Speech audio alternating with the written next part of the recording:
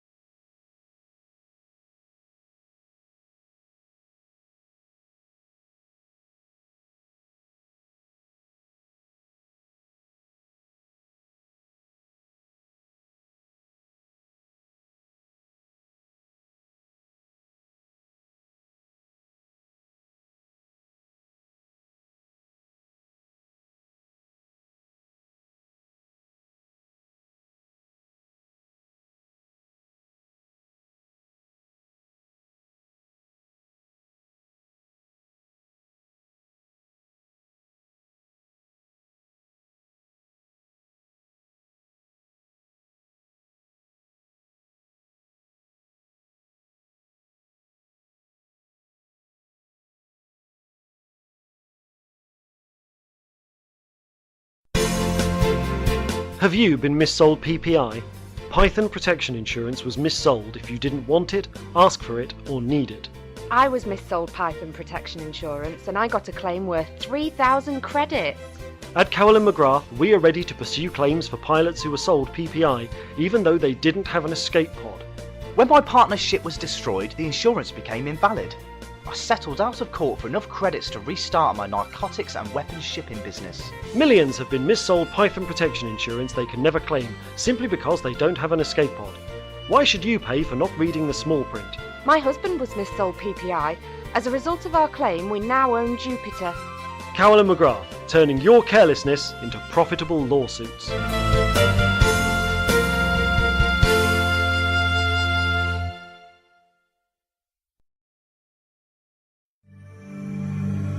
Want to tour the frontier?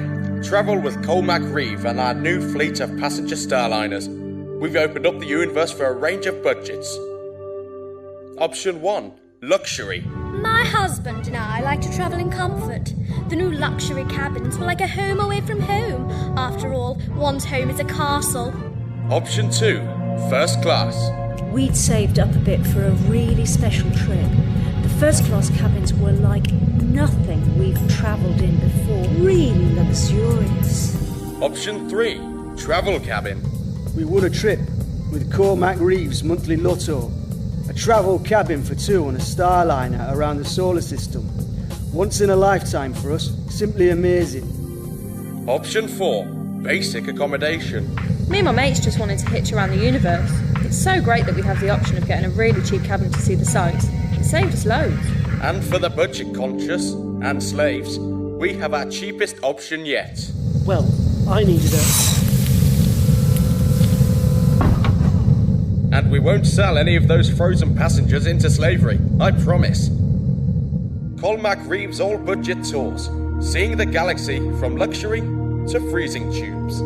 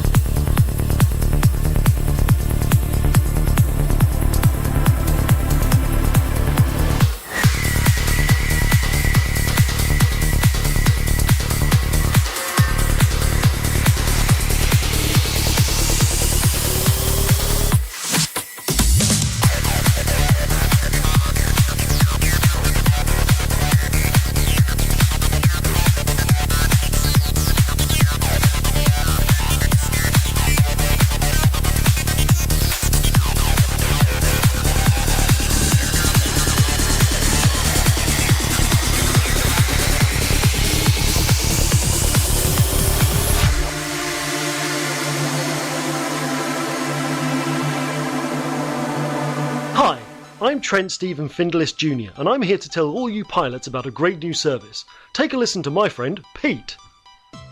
My name is Pete, and I'm a long-distance haulier. I drive a Puma, shipping farm machinery from Leasty to Saweo. I love my family and I don't mind being a hard-working blue-collar dad, but I'm tired of seeing my family grow old in front of my eyes. Every time I make the run there and back, I lose 15 days in hyperspace. My family is starting to notice that they're getting older and I'm not. My wife had a baby last week, I did a week of shifts and now my kids got teeth. I wish there was some way my family could get old at the same speed as me. There is, Pete. How?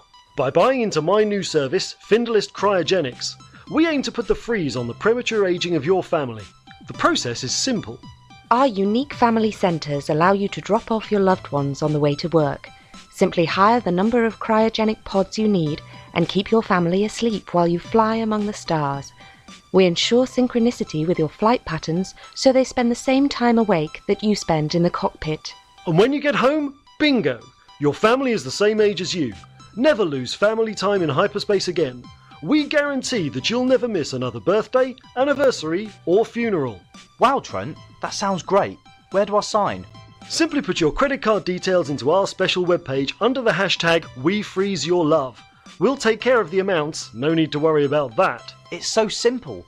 I can't wait to keep my family in a secure block of ice. It's a weight off my mind. Findlist Cryogenics, now at your local spaceport. Findlist Cryogenics, because the family that grows old together goes cold together. Waiting for things to load. Waiting for things to load. Sitting in your chair, waiting for things to load. Waiting for the manifest to update. Playing old space games. Waiting for things to load. You just want to get out there and explore space. See the galaxy. Blaze your own trail. But you're in your chair, waiting for things to load.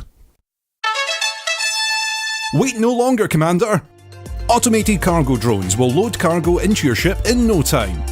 Automated cargo drones, available now in most starports.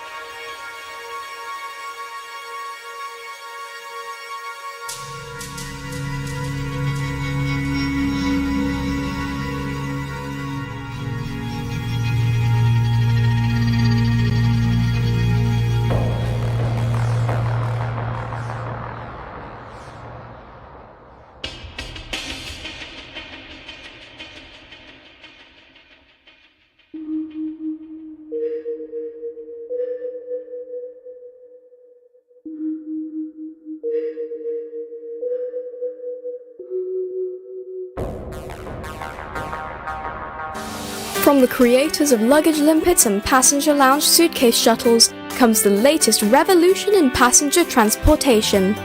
The passenger cannon. For centuries, circus performers have perfected the technique of being fired from a cannon. Paired with our new memory gel passenger pod impact absorption technology, you too can speed up disembarkation times from your liner by up to 250%. No longer be limited by pad sizes and excessive docking fees with the passenger cannon. But how does it all work? First, all passengers will be issued with a passenger pod inflation suit during transit. On approach to your passenger's destination, simply fill the inflation suit with our patented impact-absorbing memory gel. Then, once in a stable position in proximity to the destination, effortlessly slide them into the disembarkation chamber ready for launch. The passenger cannon is now available in both gimbaled and turreted varieties to make aiming elementary.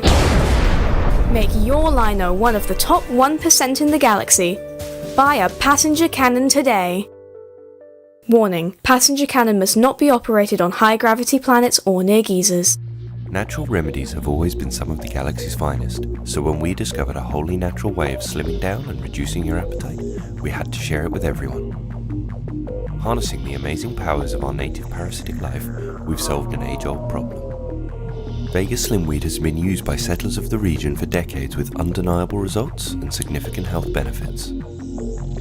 If you think that Vegas Slimweed could be the solution you're looking for, speak to your doctor today. Travelling with Vegas Slimweed ingested may constitute smuggling. Please check before your journey and declare yourself at customs for internal search. Failure to digest does not constitute grounds for reimbursement. Side effects may include, but are not limited to, increased blood pressure and heart rate, insomnia, nervousness, blurred vision, restlessness or headache. Some forms of parasite may cause stomach side effects like constipation, dry mouth, nausea or vomiting. A small sample of patients exhibit full body paralysis, catatonic states and internal hemorrhaging. Parasite must be purged before pupation, else death will occur. Commanders, when the boost activates in station and the insurance just don't cut it, makes you want to scream, Lave Radio presents Crying at the Sky, a track that carries all the emotion of your epic stuff up. Hear more like it at 12 Strings Inc. on SoundCloud. This is Commander Strings, signing off.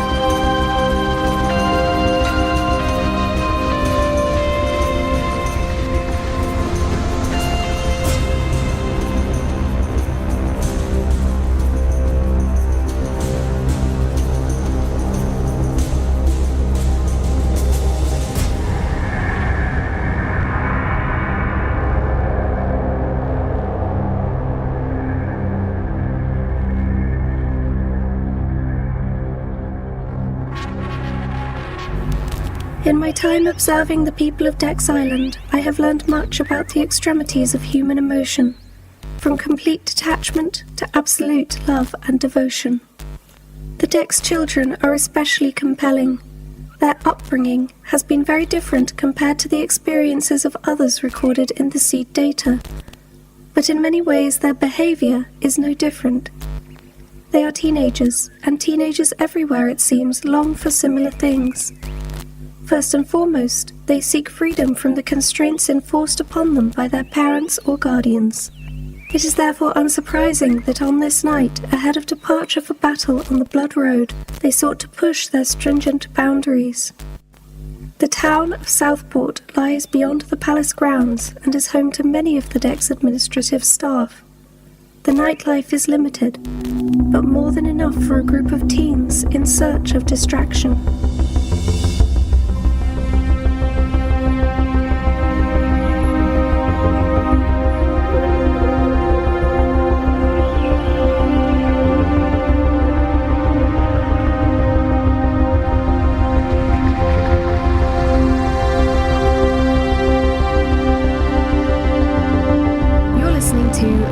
Afraid of You, the 6th Dex Legacy Interlude, starring Kamara Elliott, Kelsey Griffin, Charlie Richards, Danielle Ellett, John Baberton, Chris Gregory, and Emily Inkpen, with music by Dr. Alan Stroud and Chris Gregory.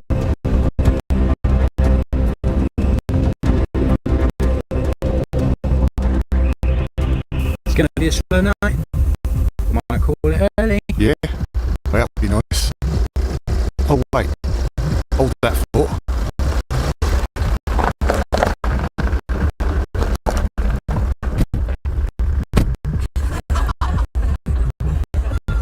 Is that who I think it is?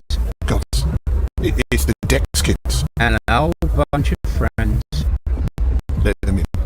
I'll tell the manager and make sure there's a place ready for them. How long until someone comes to get them? You remember last time? A bunch of higher-ups elbowed their way in to break it up. As long as it's enough time to make some serious money, the boss won't mind that. Right, sweet. Yeah, no problem. We're all very welcome.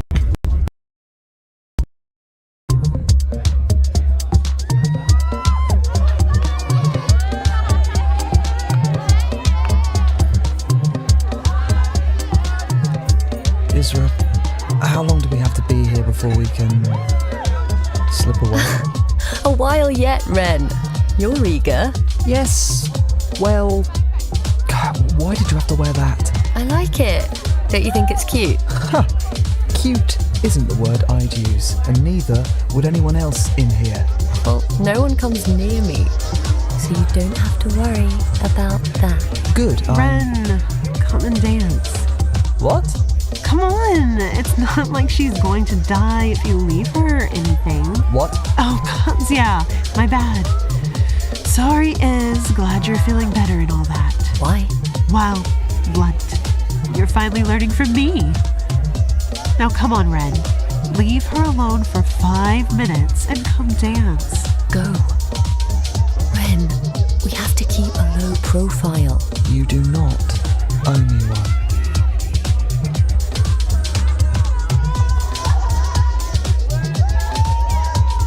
Hello, little sister. You're getting through that drink quite quickly. Be careful. You know what that stuff does to us. We're not like other people is. Variant, did you come over here to give me a brotherly lecture? Would you listen if I did? When have I ever? I always live in hope. Ezra, you need to stop glaring at that girl. People will notice. No one ever comes near me when we go out. You've got Shiv all over you. Varys won't leave Ren alone, but no one ever tries anything with me. Yeah, I'm not surprised. Why? I'm not that horrible, am I? To look at? No. But everyone on base is terrified of you. And the rest of the idiots here know you're the president's adopted daughter. Honestly, if you didn't have Ren, your options would be nil. So you're happy I've got Ren? I didn't say that. But you are saying I could walk in here, naked, and no one would do anything. Yup. In fact, that would probably be worse. They'd see all of your war scars and wounds. There's nothing more intimidating than that. Of course, you'd never get that far. Tristan had had a herd of agents swoop in before you even left home. Wait, why aren't people terrified of you and Ren? That's where... Why? I don't know, you're just different. Well, that's not helpful. No, I do get that, but it's all I've got. Sometimes I hate being so awesome. Alright, I'll say it. Sometimes I'm grateful for Ren. It's still weird. He's my brother. You're my sister, and I know we're adopted and we're not really related, but it's still weird. Having said that, you've got each other. And I know we won't miss you around, so there's that. Yeah, you say that. Oh, come on, Iz, they're just dancing. Although she is trying really hard. If he and I weren't, you know, do you think he'd go for it? With Faris? Yeah, probably. Why not? She's hot. Yeah, she is. That doesn't make me feel better. I can't watch this. Let's go. I can dance with Raya at least. On that note, of all the people here, Raya probably would try something with you. Really? I've heard rumors. You sound happy. I am. Don't say anything. Don't use her to get back at Ren. She's family. Now you're being a big brother. No, Varian, I won't be mean to Raya. It's just nice to know someone would be interested. That's all.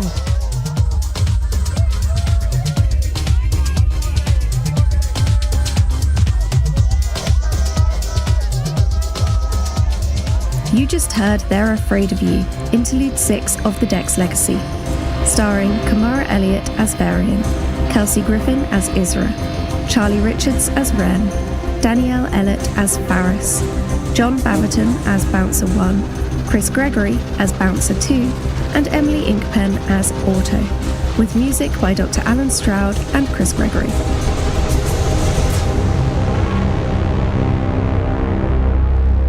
The Dex Legacy is written by me, Emily Inkpen, and produced by Alternative Stories.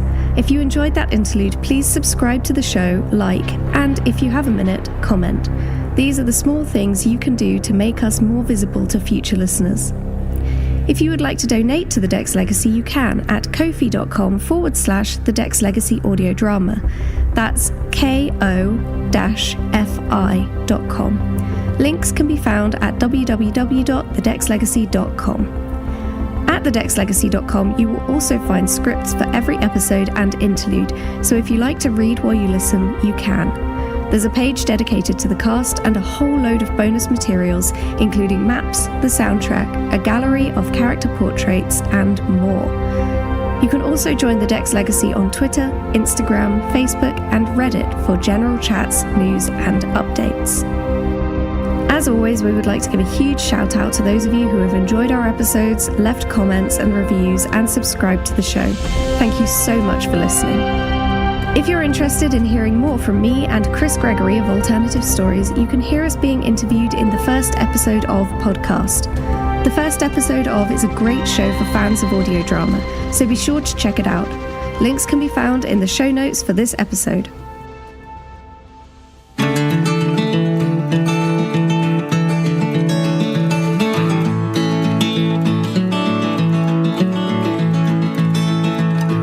Hello, and welcome to the first episode of a podcast about audio drama and the creative process. I'm W. Keith Timms, writer and podcaster, creator of the Book of Constellations. In this show, I listen to the first episode of an audio drama, then have a discussion with the creators about the show, their methods, struggles, and successes. Today, we're discussing the first episode of The Dex Legacy. Okay, so you met and you talked about doing an audio drama. What happened next? we kind of had this idea to make a one-off episode, really, which went out on Alternative Stories. Yeah, because you got in touch with me and you said, could you write an episode or would you be interested? And then you wanted me to write something that was in my book, my debut novel. And I was thinking, I'm not sure I want to do that because if it gets picked up by a publisher, they might edit things. So I went for writing a prequel episode, which is set 11 years before book one begins. And it sort of takes people through a significant event in the history of those books. So that's where episode one kind of comes from a sort of writing point of view. Right. So the Dex Legacy audio drama is really a prequel to your novel. Yes. Which is an interesting way to approach it. I was wondering why you decided you wanted to do audio drama here, but it does sound like it kind of happened organically. Had you done audio drama before? No, not at all. But being a huge fan of The Hitchhiker's Guide to the Galaxy, as we've already touched on, and having listened to other audio drama, I knew exactly what Chris was on about, and I had to kind of jump at the chance. I thought, well, this is going to be brilliant fun, and it still is. Chris, I understand you wanted her to bring something from her novel onto the show. Is that right? Yes. I mean, that was my initial point of contact, I guess, because I knew that Emily had written, I think it was one novel at the time, maybe two. And so I just thought, well, I'd quite like a bit of that on the Alternative Stories and Fake Realities podcast. I think about audio drama is science fiction works so well in audio drama in ways that, on a small budget, you can't really make a very convincing science fiction screenplay or short film or whatever. So it works really well in audio drama. I just wanted to do some science fiction. I mean, I've done bits and pieces of sci-fi one-off dramas with Alternative Stories, but I could see with Emily's work that there was a lot more to it. And I really liked that. When I saw the script that she submitted, I got very excited indeed and just immediately started in my head casting it and planning the sound effects for it. Emily, can you tell me a little bit about what this story means to you? The books that came first are based on characters that I sort of started imagining when I was like 15 years old. So these characters have been with me for a very long time. And as a result, all of them are incredibly dear to me. And I think that was one of the things that gave Chris the sense that there was much more to this, because when we got the actors involved, I did little intro videos for all of their characters where I told them all about the characters, all about the history, all about everything, because they meant so much to me. This wasn't just a one-off episode of something. It was an introductory episode to a whole world that I was building and that I'd worked on and that I knew so well. I know it. It's real to me. It's incredibly important to me.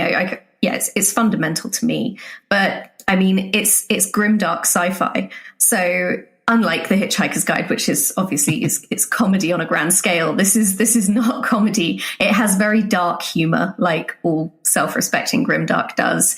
But nobody's inherently good. Nobody's inherently bad. Well, actually, no, that's a lie. Some people in this series are very definitely bad people. But they're bad. They're bad. Yeah, Chris's character is probably like the biggest. But they're bad people with vision. Okay, we can give them that. They have vision.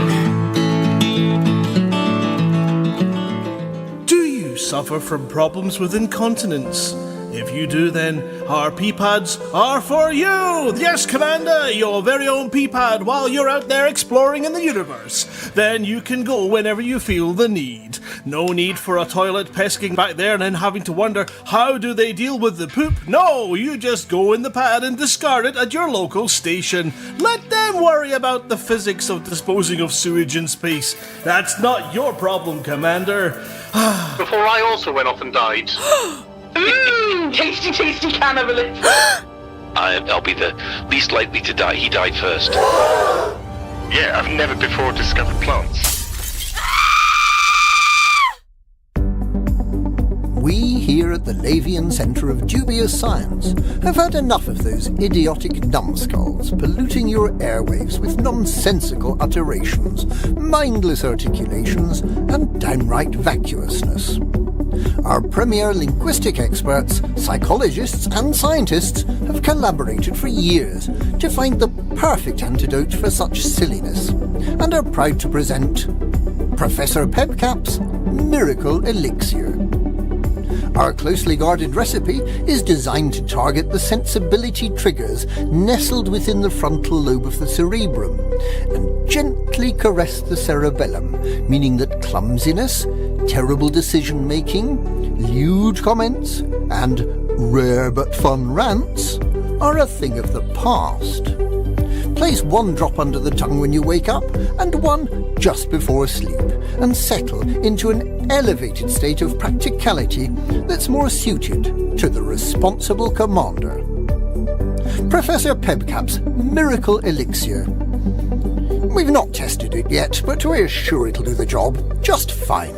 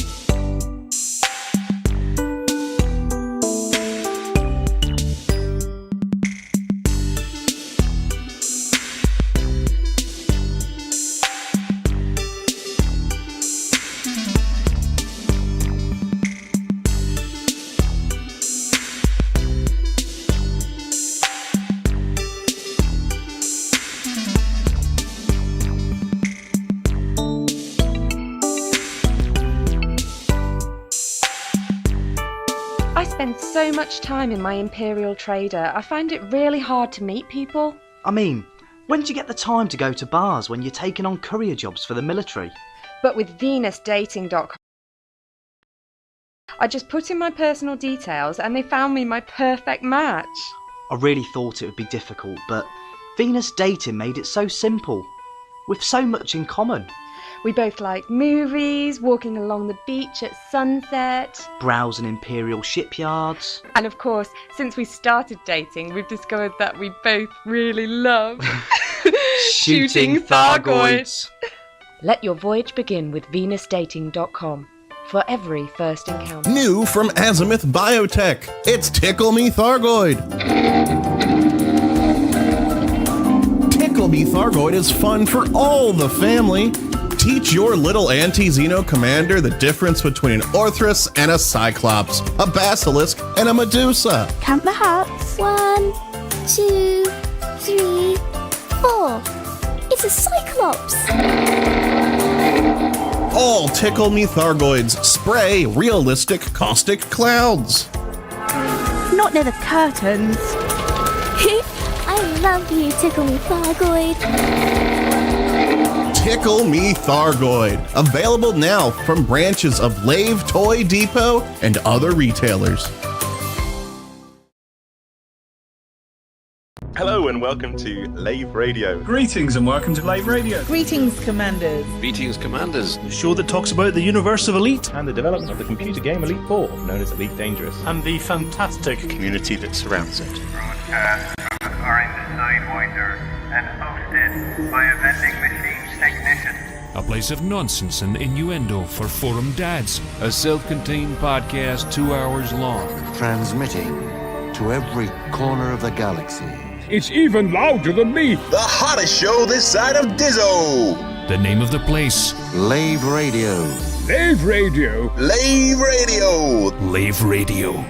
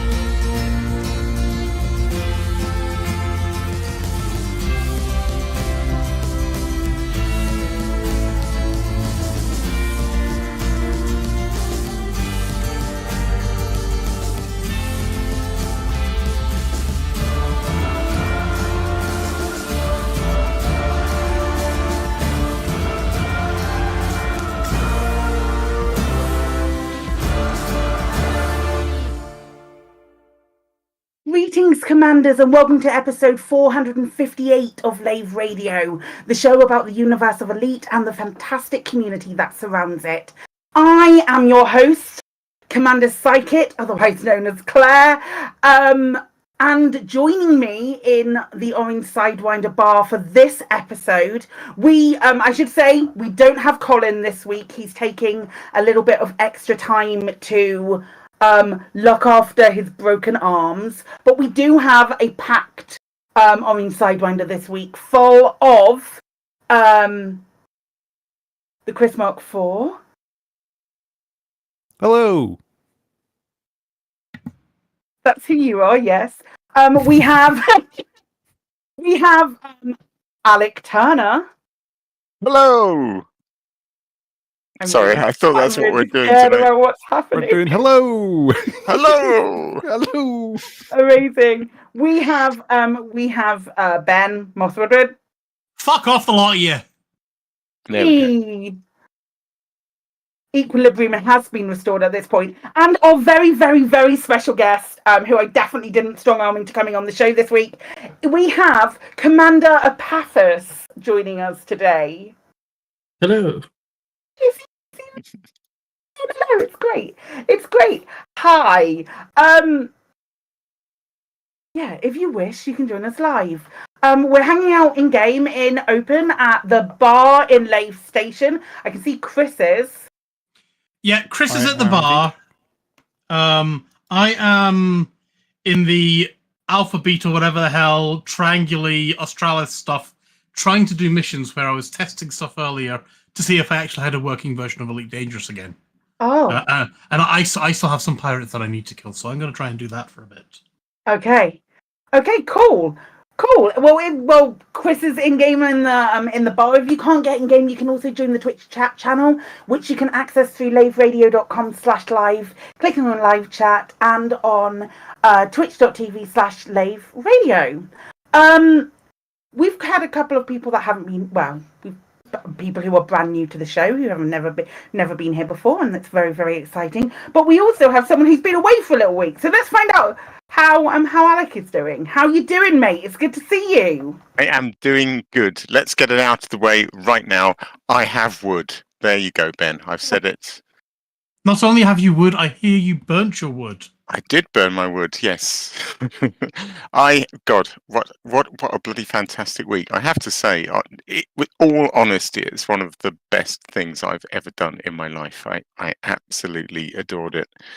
It was just such a nice break from work and normality and just 9 to 5 in this beautiful little compound nestled right in the heart of the Western Burt Arboretum in the Cotswolds, with a wood fire burning all day with 2 big kettles on it, where you could make yourself a coffee whenever you fancied, and you're just whittling away and slowly turning actual felled logs that were felled 7 days previous into bloomin' awesome chairs. It was Were the logs not still damp then?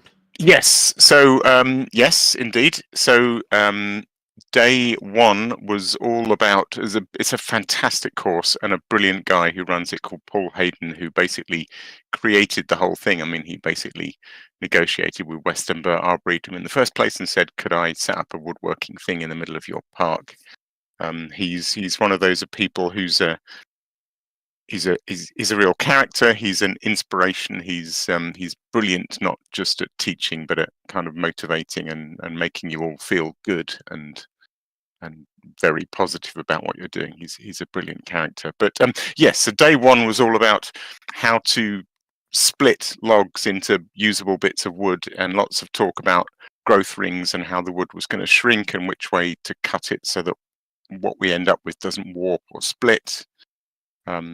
So it's all beautifully predictable generally, apart from knots and things that you uncover. But it turns out wood splits in very predictable ways and shrinks in very predictable ways, so you can deal with it being wet.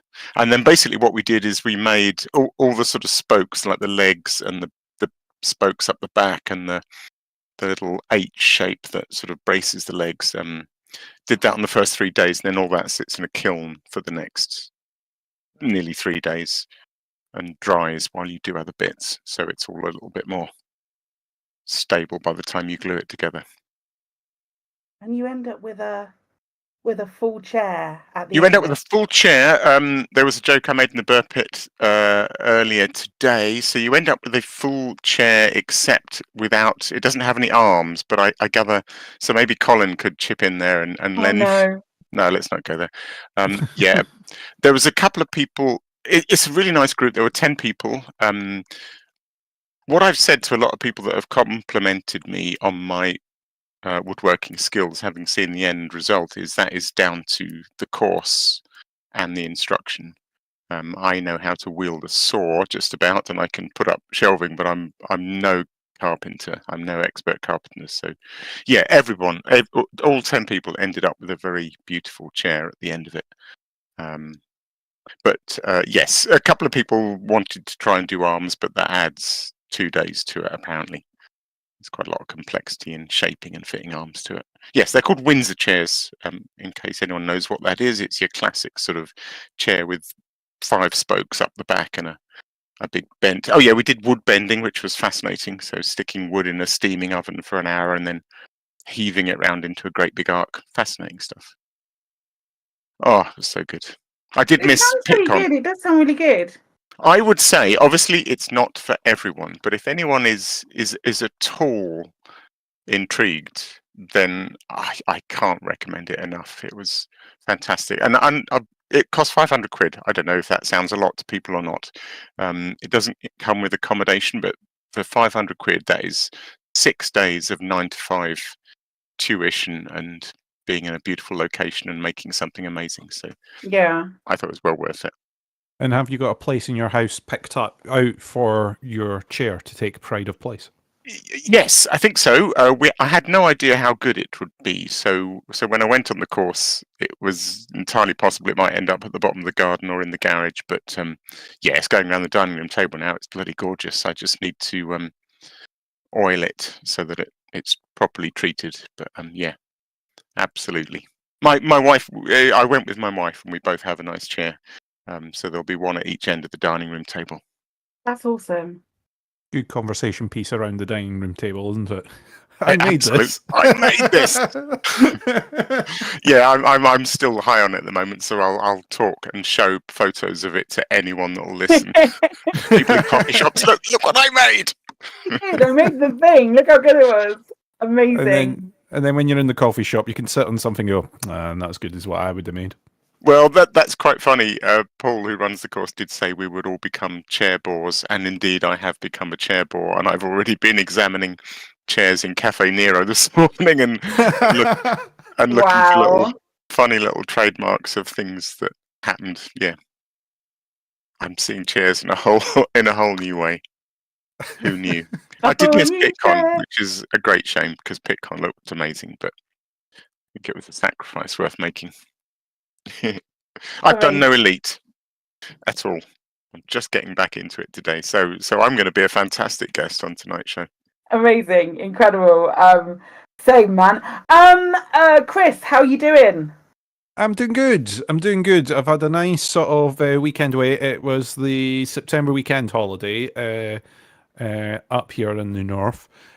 So I had a little weekend away. I ended up down in Northumberland at a place called Amble, and had a couple of days round about Amble, walking around and visiting beaches and doing things like that. Unfortunately, the weather was a little bit soggy in comparison to previous weeks. However, I had a very nice time, a little sort of relaxing chill out time, and now back into work and regretting not having an entire week off and just having a little weekend is basically the way that one goes.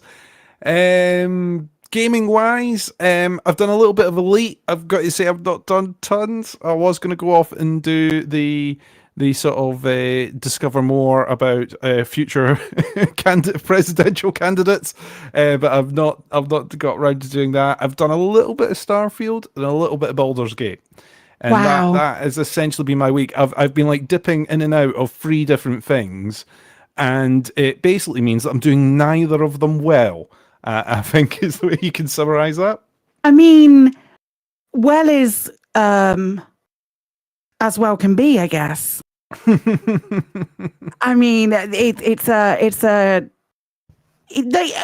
is it? Subjective. Well is subjective. if you're having fun, looks good. Yeah, there we go. Yeah. It's fine. Cool. Ben, how you doing, mate? So, unlike Chris, I've been ignoring real life. I've been focusing on Baldur's Gate, and I might be wrong, but I think I'm basically at the last mission and didn't go and do it tonight because I'm here instead and I don't want to rush it or anything like that. Okay. As I did say earlier, I've also been doing some, because of the past couple of weeks I've been having issues trying to get the game working. I went off over the weekend. I did go and nuke the game, and I've reinstalled it and spent some time doing some things in game. So I did go and see what the presidential candidates / pirate lord has been up to. Mm-hmm. And that gave me my first, okay, maybe we're working, touch wood, fingers crossed. And then I went off and was like, oh, I'll just go and kill 5 pirates. That won't take long. If I could find the bastards. That sounds right. Sounds accurate. That sounds about normal, really. So yeah, I'm just hanging around looking for damn dirty pirates. And I'm hoping I will find some around the nav beacon, but I don't know. Oh, no, That's just a wanted person who's not a pirate. Oh well. Well, who's not the right pirate? What else have I been doing? Yeah, that's really about it. Yeah. Oh, I did find some nice conkers when I was up at the park with my kids over the weekend. That was a nice thing. But I didn't turn the conkers into a chair. Did you put string in them and play proper good old conkers? I could do, although if I was going to do that, I would also let them dry a little bit first. Do you remember that at school? And all the different rumoured treatments of like baking them in vinegar and everyone had vinegar and everything. Yep. Everyone's got their own little things. They were banned when I was at school. Yeah, they're banned from my kids as well. Yeah. Disgusting. There's a small chance of it exploding and blinding you, but it's a load of rubbish. There's a lot of what a load of bull. No. Like, let's not have a school be responsible for blind children, eh? Let's not do that. Hang on, that's our head of health and safety who is pro conkers. Imagine if you will. That's the reason our team members keep getting injured. I'm just going to put it out there, and I'm blaming the health and safety department. I am pro fun there. I think this is a lot of we're saying don't allow them to play. Actually, you should be saying you won't allow them to have knives in this playground. At least keep it to semi-automatic weapons. You can't have a knuckle duster. Yeah, they're not allowed to chase each other while carrying scissors. What's wrong with that? What is going on? I mean, this actually going back onto seriousness. I do think it's ridiculous, like how here we go. These days have banned playing things like TIG. I can understand, British Bulldogs, whilst fun, lifting somebody up, and the aim of the game is to lift them up and throw them on the ground on a concrete playground, maybe not a good idea. But there's not wrong with a game of TIG.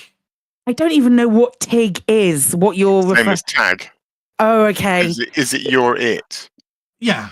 Oh, yeah. You were northern. You guys went Scottish again, didn't you? The Scottish thing happened. Shit. Yeah, I think a game where you run after people and try to touch them is considered not politically correct these days. I would argue that it was problematic back when it was started happening. No. Yeah. People have been playing TIG in various forms for hundreds of years. Absolutely, they have. There is nothing dubious about it or sexual about it or wrong about it's a gateway drug. It's a gateway drug to kiss chase, Ben. Right, we're going down the slippery slope. No, exactly. Yeah, it's a bullshit. gateway drug to Nah, man. Going down the slippery slope is a completely different game. That's a different. That one you learn when you're older. It does my head in.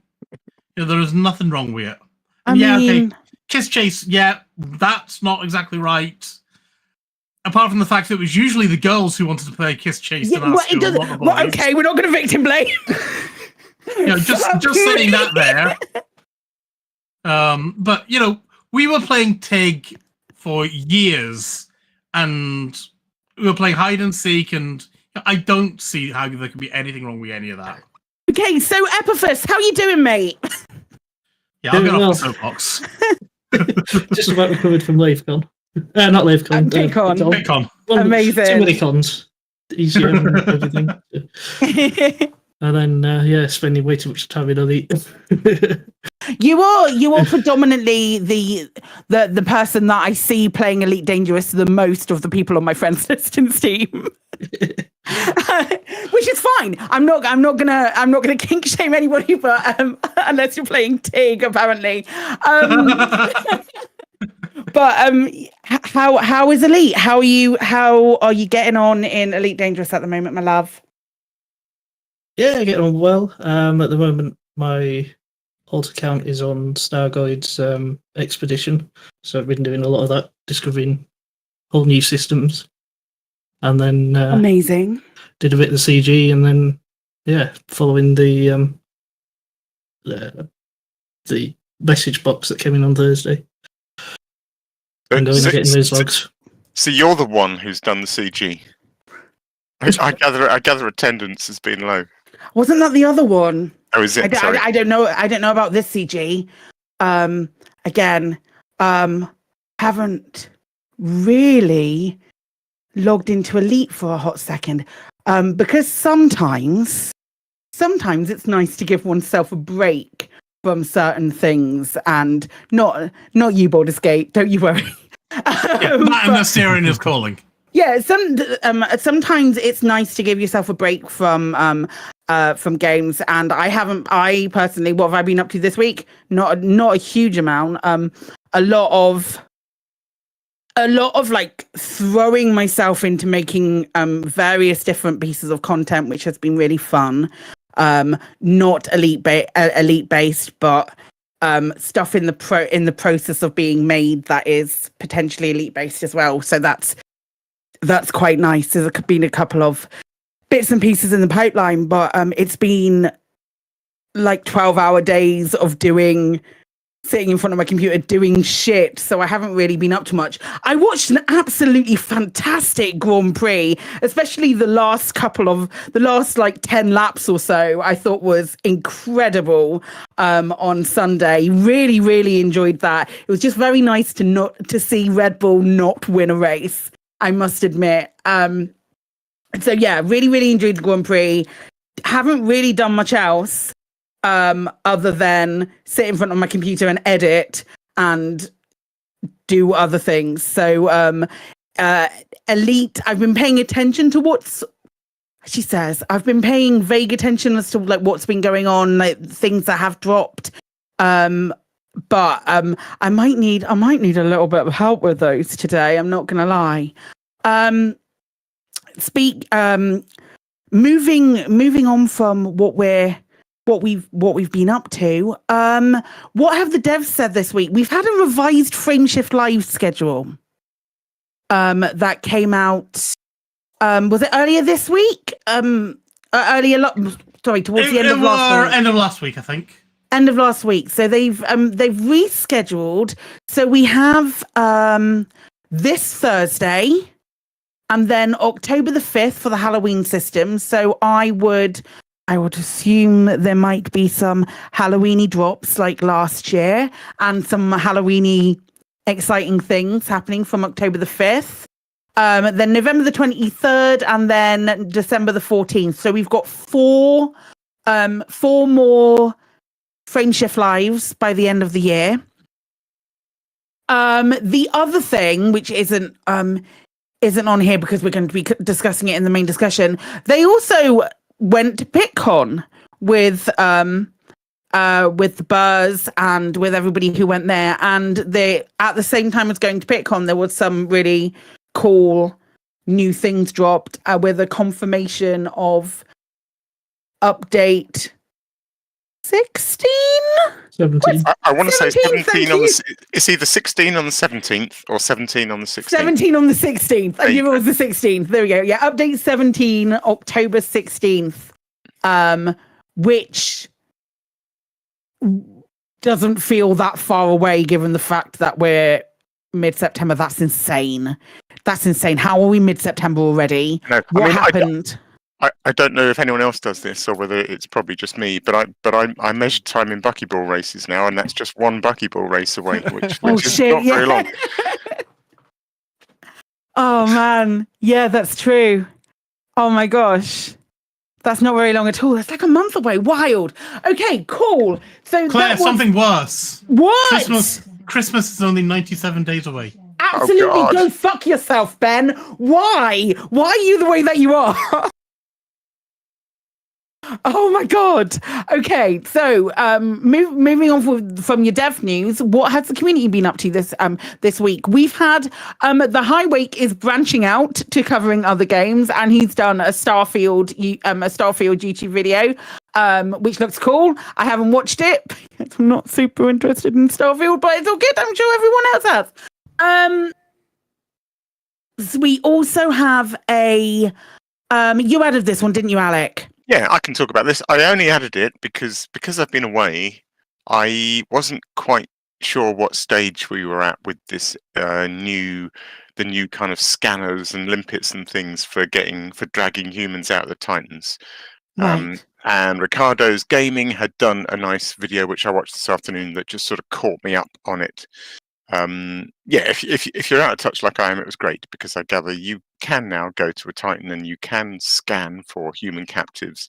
Yeah. But we can't yet do anything with them other than wave at them and hope they're okay. We'll cross everything and hope that they're all right. I think that's the deal, isn't it? I think you're accurate with that. Epaphras, because you've done this. Help us What out can here. you do? You can target them and you can shoot at them, but it doesn't seem to do anything other than annoy the Titan. Okay. Cool. But you can see all little pods underneath, which looks pretty cool. Interesting.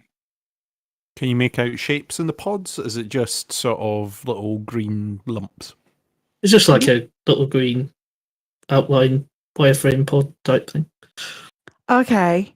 Does it look like a humanoid figure? Oh God! Does it look like we're veering onto main topic stuff here? But does it look like a humanoid figure, or does it look like just like an escape pod outline? Yeah, it's just an escape pod outline. Boo! I want to see what it looks like inside. We also have the whole of Pitcon was fully live streamed. 12 hours of it. 12 hours of it were live streamed. We also have that linked in the show notes if anybody wishes to either skim through or catch up on the whole lot. I kept flicking onto it in the middle of doing everything else that I was doing, and I kept flicking over and seeing, oh, there's Epaphras, there's Katie Chaos, and there's everyone, and I was like, oh, I really want to be there. Yeah. What I have started doing, there's a comment. I added a comment which Burr's been kind enough to pin, actually, where I've been doing the usual timestampy thing. So I've been trying to timestamp key things like the start of ToCoSo's set and the Pitcon intro and the Galnet news. So I've still got to find a few more because there's a lot to wade through. But Cool. Speaking of Tom Cook, ToCoSo at Pitcon, Galnet News Digest has released the video of that they took, which is very cool. That's also linked in the show notes. We're also, instead of Galnet News Digest this at the end of the show, we unfortunately don't have that this week because he's been taken down by Vid. But we wish Pete all the best and hope he recovers soon. And in the meantime, we've got a track from the ToCoSo set from Pitcon that we're going to be playing at the end of the show. Instead, there's also a helmet.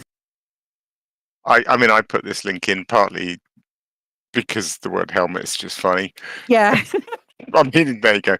No, so I gather Caleb Mincola, who's I know from Buckybill Racing, but he went to Pitcon. Maybe Epaphras got to see this, but he's made a Remlock helmet, which is just effing incredible. So there's a link which we'll put in the show notes. He's got a little forum thread where he goes through some of the making of it, and that in turn links to a I think it's a Flickr album with loads of photos of the manufacturing of this. It's a full-size helmet that you can put on. It's incredible. Did you see it, Epaphras? Cool. Yeah, it looked amazing. It's almost like the real thing. Yeah, it's incredible. Does the visor lift up? I don't think.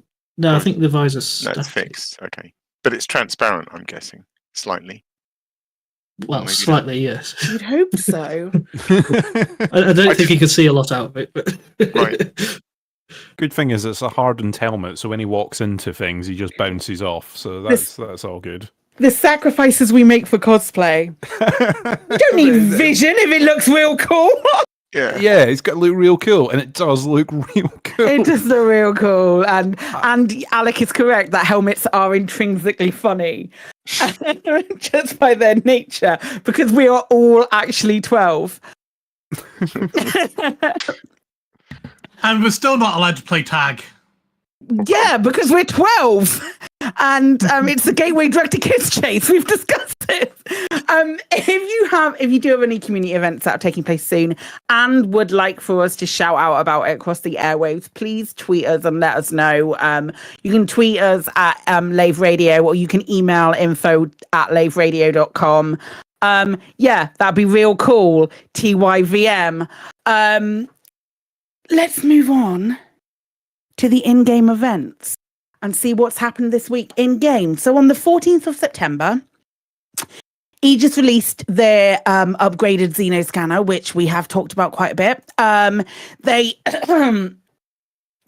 It will isolate human life signs aboard the Titan motherships. If Sojourner is correct that some of our missing populations are being stored by the Thargoids, this could be the most important technological breakthrough in the war. I'm deeply grateful to all of those who helped make it a reality. Thanks, Tessero. I hope it's going to work really well for you. Here's a question. Did the CG for this, did it complete? No. According to Nara, no. By some definition. I believe it didn't even get to stage 1, right? I think. Yeah, the one tier 0. Yeah, tier. But there is a loophole. There was a loophole in the text, if I'm correct. I think that's right, Apathis. We've discussed this. Yeah, so looking at the text, it was for restocking the rescue ships rather than the actual module, from my understanding. But the title kind of suggested it was for the module, so yeah, it was a bit weird. Yeah, I mean, a bit weird for sure. I've heard a lot of discussion about this on other podcasts. I mean, we all know that if there's a CG that kind of is a plot step and releases some gadget or makes the next stage in a plot happen, it's not going to happen just because we don't do the CG. I mean, absolutely, which is probably why it was worded quite the way that it is. It was from the humanitarian rescue efforts, with the shortage for the humanitarian rescue efforts. The shortage of those materials, as opposed to a shortage of materials for actually building the thing. Yeah. Which is understandable given what is currently happening within the gaming world at the moment. Do we have to do anything to get this upgrade? What do you mean? Do we have to? Do you have to go somewhere and buy an upgraded scanner or unlock it, or is my Xeno scanner upgrades for the existing one? Oh, cool! Without wave, yeah. So it's like that's awesome. Update. It's like a over the Ethernet software update. My scanner has been upgraded. Oh, that's awesome. That's cool. It's an over-the-air update that required materials to be dropped. Well, that's why. That's exactly why. Because it didn't need them, because that was for the humanitarian effort. It's a software patch, all right? Yeah. Yeah. Okay. Yeah. Yeah, shut up, Chris. Shut up, me. Yeah. Get me told. Also on Thursday, there was a message that got pushed through to everyone. I assume this just dropped in like a your old normal message kind of thing. Yeah, it shows up in your in-game inbox thingy bobber. No voice acting this time. Okay. But yeah, your inbox. Yeah. This came from Wallglass Investigations Agency, who are a relatively more recent development. They were in some of the logs about Azimuth as well, and researching Wycherley, if I remember correctly. Katie might be too busy playing Baldur's Gate to even listen today, so she might not be able to confirm or deny that for me. But yeah, so more investigation into Zachary Rackham being Calico Zach. And then there were like quite a few logs that you could get from a place. I don't want to go super into it, because we've got a link to it in the show notes if you can't be asked to go and check out the thing. But there's a lot of sort of like in-betweeny, talky, myths, conversations, It's things. a fun little side thing. Yeah. Yeah, I mean, I like the wording. I have to admit, I was a bit upset when the writing team actually got back to us, because all the dates of it say it's like 3992, I think it is. Yeah. Right. And I was like, oh, I hope that's just a deliberate red herring because all this is faked. Yeah, I'm not pro Zachary Hudson or anything like that. I just like, I just like the idea of all of this being just being faked, and they went off and cocked the dates up or something. Yeah, it's a witch hunt, Ben. It's all a witch hunt. One could call it a witch hunt, couldn't they? So in when this was questioned, Ben Hennessy, who's the lead narrative person over at Frontier at the moment, responded with, the dates were corrected to 3292 shortly after the messages went out. So people collecting the logs after we fixed the typo should have seen the correct date. I will neither confirm nor deny that I was responsible for the typo, and would like to refer all questions to Mr. Rackham's legal team. Amazing, Ben. Other Ben. Yeah, other Ben. Yeah, other Ben. Other Ben, not you. Not me. Yeah, one thing though I can confirm is I did these at lunchtime today. Yeah. And I still got 3992, despite the fact Ben had already said it had been fixed. So wow. I'm going to do it tomorrow. So. It might, maybe it'll roll in at some other point. But I'm sure I'll check it out on Friday, and it will be. Okay. Yeah, at some point I'm sure the right date will be patched. But so does that date appear more than once? Then it's not just in the download. It's in the headers. So right. Whoops. So in the headers, like number 1 of 5, accessing Angelo DeFreeze archive, uplink established, access code valid, January 14th, 3992. Wow. Okay. See. Whoops. And I was like, every single one. It's one thing when you put a typo in the body somewhere, but when it's in the title, it's like, oh god. I got fluffed it. Amazing. I just thought the conspiracy aspect of all the dates being wrong. Yeah, time travel confirmed. Yeah. Yes, that definitely feels more likely. On the 18th of September, we had a message from the Wall Glass links Rackham to Kellicusac. So basically, an article confirming everything that's been found. So another one of those very quick turnarounds. Yeah. Now what happens? What's the conclusion to all this? I don't know.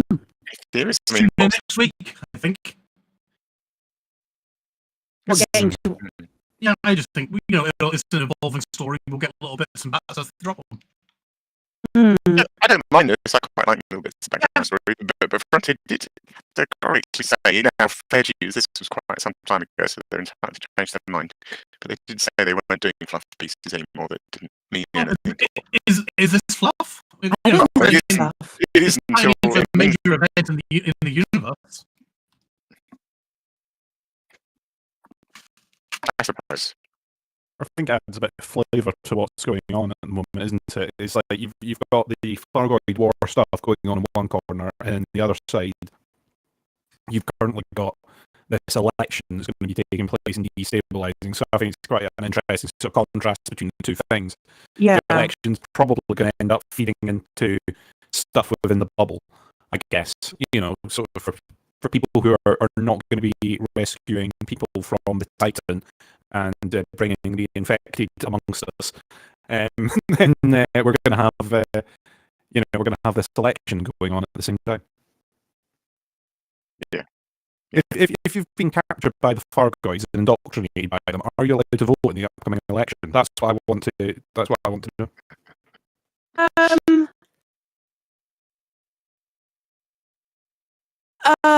I don't know. Yes. I mean, it's an interesting and feedy question. It is an interesting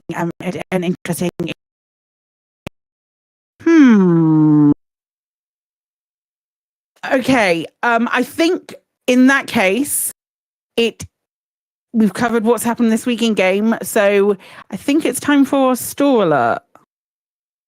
Store alert!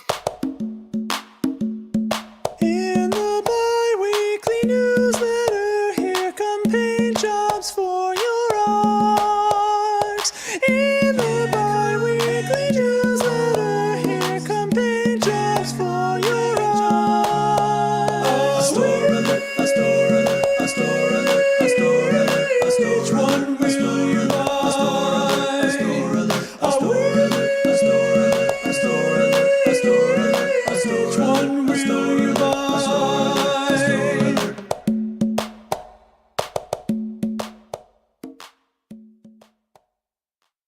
We have no new store alert things, but apparently everything is 30% off in the store at the moment, including the new survey packs.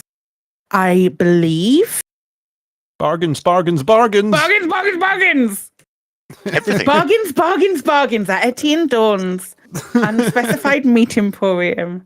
So everything in the store is 30% off. I'm having a look now. I don't believe it. I don't believe you. Oh my fucking god, it genuinely is. It is, and it's including a lot of the new stuff that we've talked about of late. So things like the Nomad Liaison pack. If you want hoods, 30% off hoods. It seems to be on pretty much everything. You're not new getting survey packs with the radar dishes that do the spinning. with the bits and the things and the stuff. With the bits and the things and the appendages. Spinning appendages now 30% off. Oh no! Oh. Oh no! Look, write that down, Chris. Write that down. Writing it down. Adding it to the notes. I've got no excuse now. I'm going to have to go and get these things I keep saying I'm going to go and get. I don't know. Yeah, those things that I said. Oh, I'm waiting for an sale for shit. Now it's happened. The time has arrived. Yeah. I don't know what the celebration is for 30% off, but I'll have it. Isn't it just like, is it a back to school sale? Back to school. Don't sales normally happen in September? I don't know. Yeah, I guess. It's back to school. The janitors are going on strike. Why not play Elite Dangerous and get 30% off this paint job? For sure. I tell you what it is. It's National Talk Like a Pirate Day sale. Is that today? I believe it might be today. Actively Googling. We've messed up greatly if we've messed up like a pirate day. Yeah, like this is. How often does it happen on a Tuesday? Yeah, with the whole Rackham thing, with the Zachary Rackham thing, Talk Like a Pirate Day, and we've forgotten to do it. That's bad, isn't it? Maybe it's not. I may. Oh my fucking god! It is. It is. Arr. Right, let's go back to the beginning. We'll start from the beginning. Okay, yeah. Everybody all right? We're just going to go back 45 minutes. Well, no more than that. We're going to go back 45 minutes and do. If we can talk like pirates for the next 45 minutes, that would be great. Thanks, guys. And it's fine. Norm can just edit it all back out. We'll just ADR the rest of it. Yeah. We've been carving wood. Yeah. Sure, wow, that killed. I don't do accents. I'm fucked. Oh no! Does Norman not just have like a pirate filter you can just apply to everything? Yeah, sure. And we'll just make AI do it. It'll be fine. Yeah, it'll be fine. Avast ye. Avast ye. You are welcome. There you go. I can relate a pirate story if you wish. I will take one pirate story. So on my holiday with the kids, we went on a river / Aegean Sea cruise on a real pirate ship in inverted commas. Mm-hmm. And whilst I was on that, I did ask for a coffee, and then the guy was like, "How do you want me coffee?" And I said, as blacks me heart. Wow. Okay. Wow, I bet your kids were not embarrassed at all in the slightest. Dad. That was a good dad joke. I'm sure the guy had never heard it before in his life. Wow. I did get even he rolled his eyes. Excellent. Yeah, Excellent. are you proud of me? Shall we take a break? And then, when we come back, we'll have our main discussion, which we'll probably split into two because I realised I didn't talk to Epaphras about what I wanted to talk to him about. Anyway, we'll be back after these short notices or I don't know, whatever the shit happens. Something. Get ready. LAVE Radio. Space is vast, and pirates have needs just like anyone else. Introducing the Lonely Pirate Handbook, the ultimate resource for lonely pirates.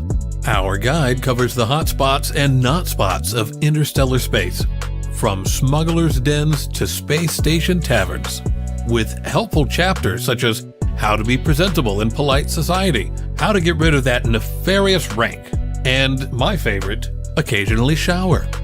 Are your early advances often mistaken for attempts to rob or plunder? Oh, I've come a long way for what's in your hold. Prepare to be boarded. Frameshift charge detected. Oh! Buy today and receive the Lonely Pirates Chat-Up Guide for free. I've got a very large hard point. Would you like to see my very large hard point? You're so hot. You're making my temperature critical. Lower your shields. I want to inspect the goods. Come back to my place.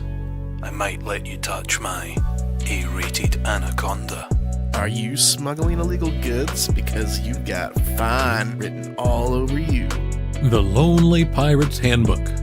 Now available in all Anarchy bookstores. We'll teach you to loot anyone's heart. There's bargains at Etienne Dawn's Unspecified Meat Emporium. Etienne Dawn's Unspecified Meat Emporium haven't just been slicing carcasses, but also slicing their prices.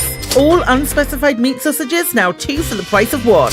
A pack of assorted meat steaks, now with 50% more meat at half the price. How about chops? Our surprising meat chops now also 50% off. And introducing our massive meat hamper. It's a family of 4. No, that should say feeds a family of 4, right? Stick to the script, Claire. It says it's a family of 4. Okay, I'll stick to the script. Yeah, you do that. It's a family of 4. Etienne Dawn's Unspecified Meat Emporium.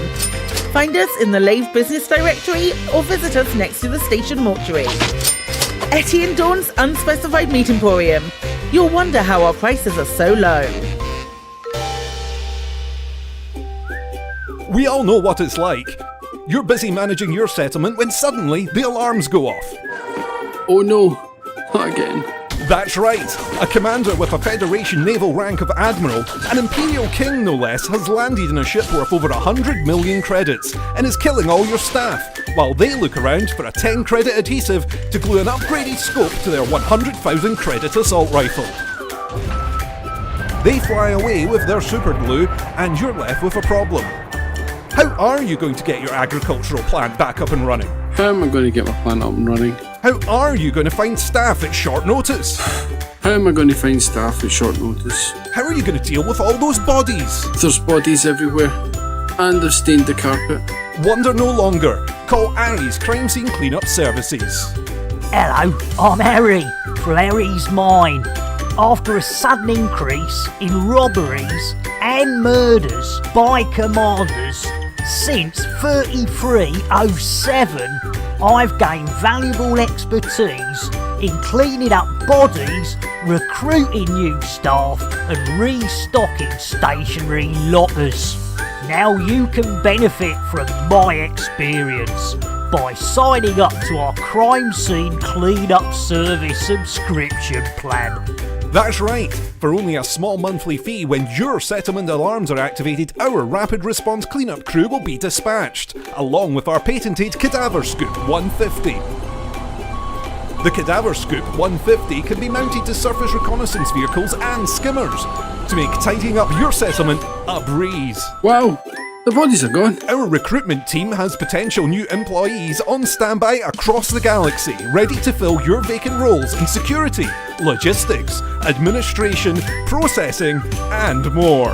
My plant's operational again. Thanks, Ares Crime Scenes Cleanup Services. Ares Crime Scene Cleanup Services. We'll have your settlement as good as new before the next ship arrives.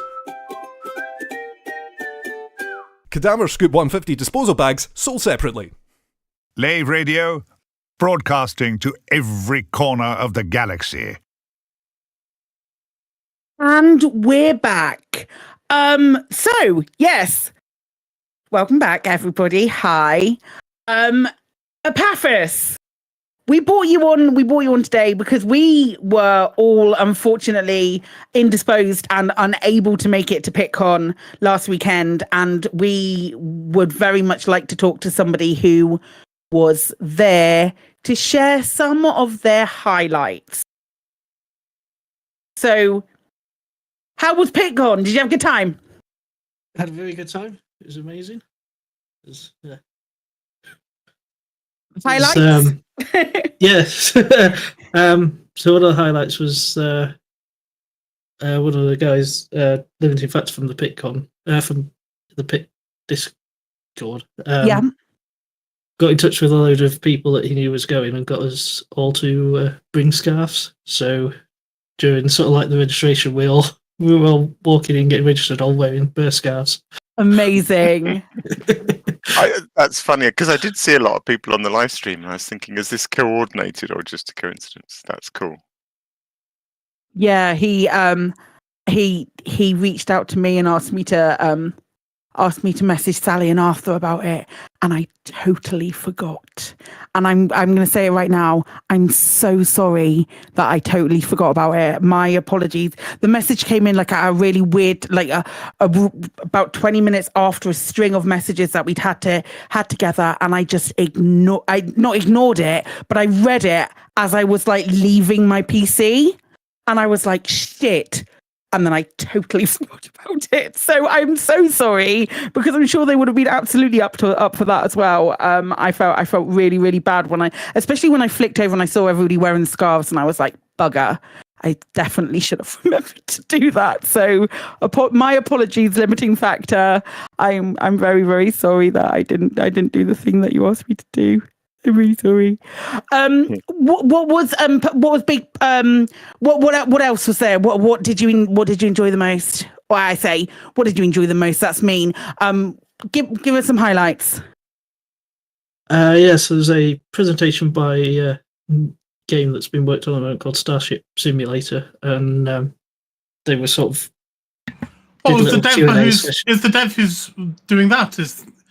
Was he there? Yeah, so they were there doing live demos and chatting to people. That's the one that you're on the Not Enterprise, and it looks absolutely amazing. Yes. Yes. Yeah, that looks absolutely amazing, and I'm pissed off I missed that because I've enjoyed playing with it. Yeah, they're really nice people. They're really nice folks as well. It's just like one person, isn't it? One person, and then his partner, I believe, who's doing a lot of the social stuff.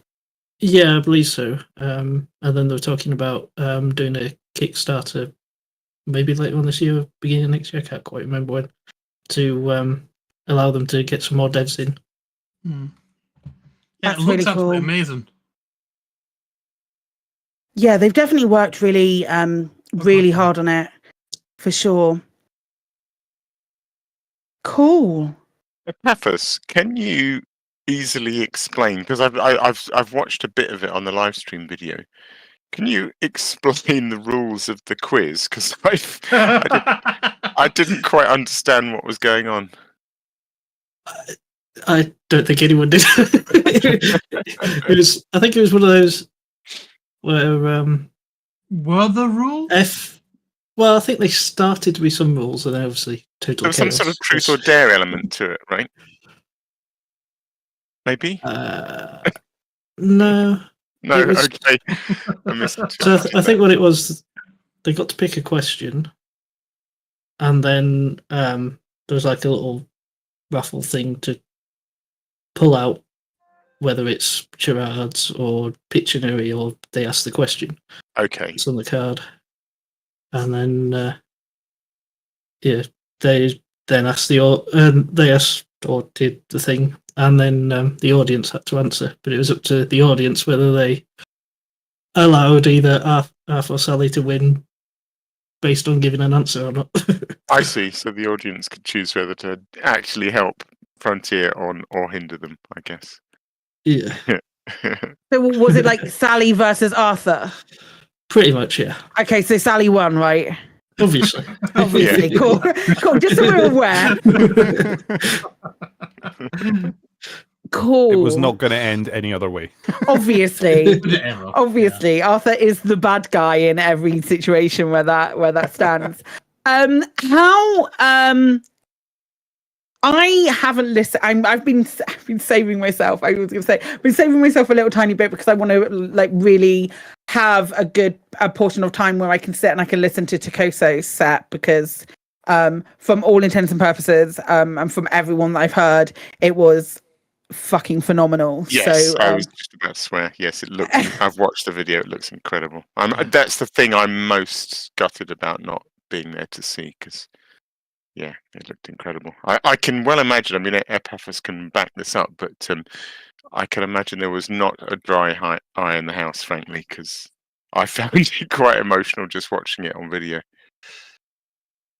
Yeah, it was amazing and a great way to end off the day. Yeah. It looked very good. The video that I saw with the projection behind as well, with the sort of in-game footage and the lighting, it looked very neat. Yeah, I really did a lot of videos that were very good, that were just sort of backdrops during the day. And then there was some sort of space station ambient sounds during the downtime in between. Oh, that's really cool. Nice. I like that. Awesome. Did you see? I guess you haven't seen it, Claire, but the duet with LCU No Full Like One. I've heard about it. I want to spend as much time as I can, like really really enjoying it, and I'm giving it my full attention rather than just ignoring it. The fact that Pete's put something out about with it makes me very happy because that means that I can sit and I can imbibe all of the good the ToCoSo goodness, which is he's just fucking wonderful and I love him to pieces. So very, very excited to be able to sit down and watch it. And put up with the marginal moment of LCU being there. It works for that song. It's so good. And I have to say, Alzo is an incredible musician as well. The duet that he did with Alzo, I did wonder how well that would work. You know, I don't know if anyone else remembers, but way back when they did Live Aid, and I can't remember which band it was, but somebody was going to attempt a duet with somebody on the other side of the Atlantic. Was not Under Pressure? Possibly, yeah. It was Bowie and Queen. Yes, right, okay. And I believe it was technically quite a thing to do. And when I heard that ToCoSo was going to attempt to sort of do a live jam with Alzo coming through on a stream, I thought, how the hell is that going to work? But it worked brilliantly. Amazing. Yeah. He Alzo also did something custom for the Pitcon, and there's members of the Burpit Discord that all got to say little bits about what the Burpit mean to them, and yeah. Yes, indeed. I was involved in that. I'm quite glad. I was going to be quite rude in what I said, and I'm quite glad I didn't, because everyone else was so heartfelt that if I'd been rude, it would have stuck out like a sore thumb. So I'm quite glad I decided to say something mildly pleasant about them. I'm so proud of you, Alec. It would have been awkward otherwise. But yeah, I think everyone was shocked when he said something nice about him. Alec can be nice. It's only in very, very small doses, though, right? That's right. That's about right to say, isn't it, Alec? Yeah, I did slip the word old in. I mean, I called him like a jolly old. As long as you do that. Something or other. Yeah. Amazing. A jolly old Roger. Quite possibly. Something about pirates. I compared them to coffee shop owners or cake shop. I can't remember. Well, that's what the Burpit's like, isn't it? Every morning, everyone says good morning, and everyone's got their tea emoji and their coffee emoji, and they exchange news. And I don't know, it's a very comfy place, isn't it? The Burpit. Yeah. Yeah. Cool. Very cool. comfy. There was also an exclusive that came from Frontier for Pitcon. Did you check out that segue? And now I'm like drawing attention to it. It's not as smooth as I wanted it to be, but there was a transmission received. It also went out over Elite Dangerous socials as well. But we had the update. Update 17 for October 16th, confirmed for October 16th, which had a lot of interesting, scary looking things in it. Which I believe I know we're a podcast, but we're also playing on stream right now. What do you think, gang? I liked it. What did you say, Ben? Sorry. Hold me. Hold me. I liked it. I thought it was interesting. I've heard mixed opinions on this. Some people seem a bit disappointed with it. So I like places. I always like new places to go and see. So I'm excited because it's like, I can't wait to go there and have a look. I liked it because, Frontier have always undisputably done brilliant audio and really good visuals and design, and this is just more of that. So I don't know if there's a sort of certain fatigue in seeing these sort of found footage, slightly crackly videos of amazing new stuff, but it is still amazing. Yeah. I don't know what people want, frankly. It looks amazing. It sounds amazing. It hints at the Thargoid matrix sites being activated or growing or changing in some way to me, which is exciting because I think that had to happen. We've got these matrix sites and they don't actually seem to do anything very much apart from provide us with sap that we can't use for anything. So for By me, the matrix sites, are you meaning like the motherships where you go and see the galaxy net? The galaxy? No. The new sites. So they're called Thargoid matrix, Thargoid barnacle matrices, and they have so the sites you can go to now, they're patrolled by revenants. Right, those ones. Okay. And they have like a tall sort of structure of spires, like these spires growing out of the ground. Yeah. What's interesting is in this video, there's something very similar, but the spires have kind of curled around each other. So they've got the lights running through them as well. Yeah, and they've lit they? up, and there's a massive, great beacon coming out them and just firing up into the night sky.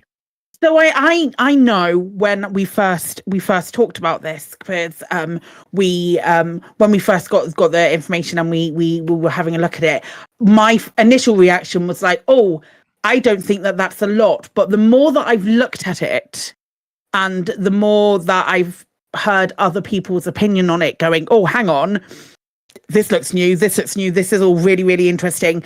The bit with the three things spiraling around with the lights and then the column of light out of the top as well gives me the biggest heebie-jeebies I think I've had for a really long time watching an Elite piece or something like that, watching something coming. Yeah, I don't know what it'll do, but what it reminded me of the minute I saw it was in Lord of the Rings when the is it I don't know my names very well. Is it Cirith Ungol? But when the sky turns black and this massive great shaft of light goes up from when the war kind of starts, it sort of signals ominous things. Oh, the city where the City of the Dead and Where and the there's chief Ringwraith lives. and Gandalf and I think Pippin are on the battlements looking out, and this massive great shaft of dark light kind of suddenly hurtles up into the sky, and it's like the sign of the war starting, really. Yeah, it gives me vibes of that a little bit. Mm.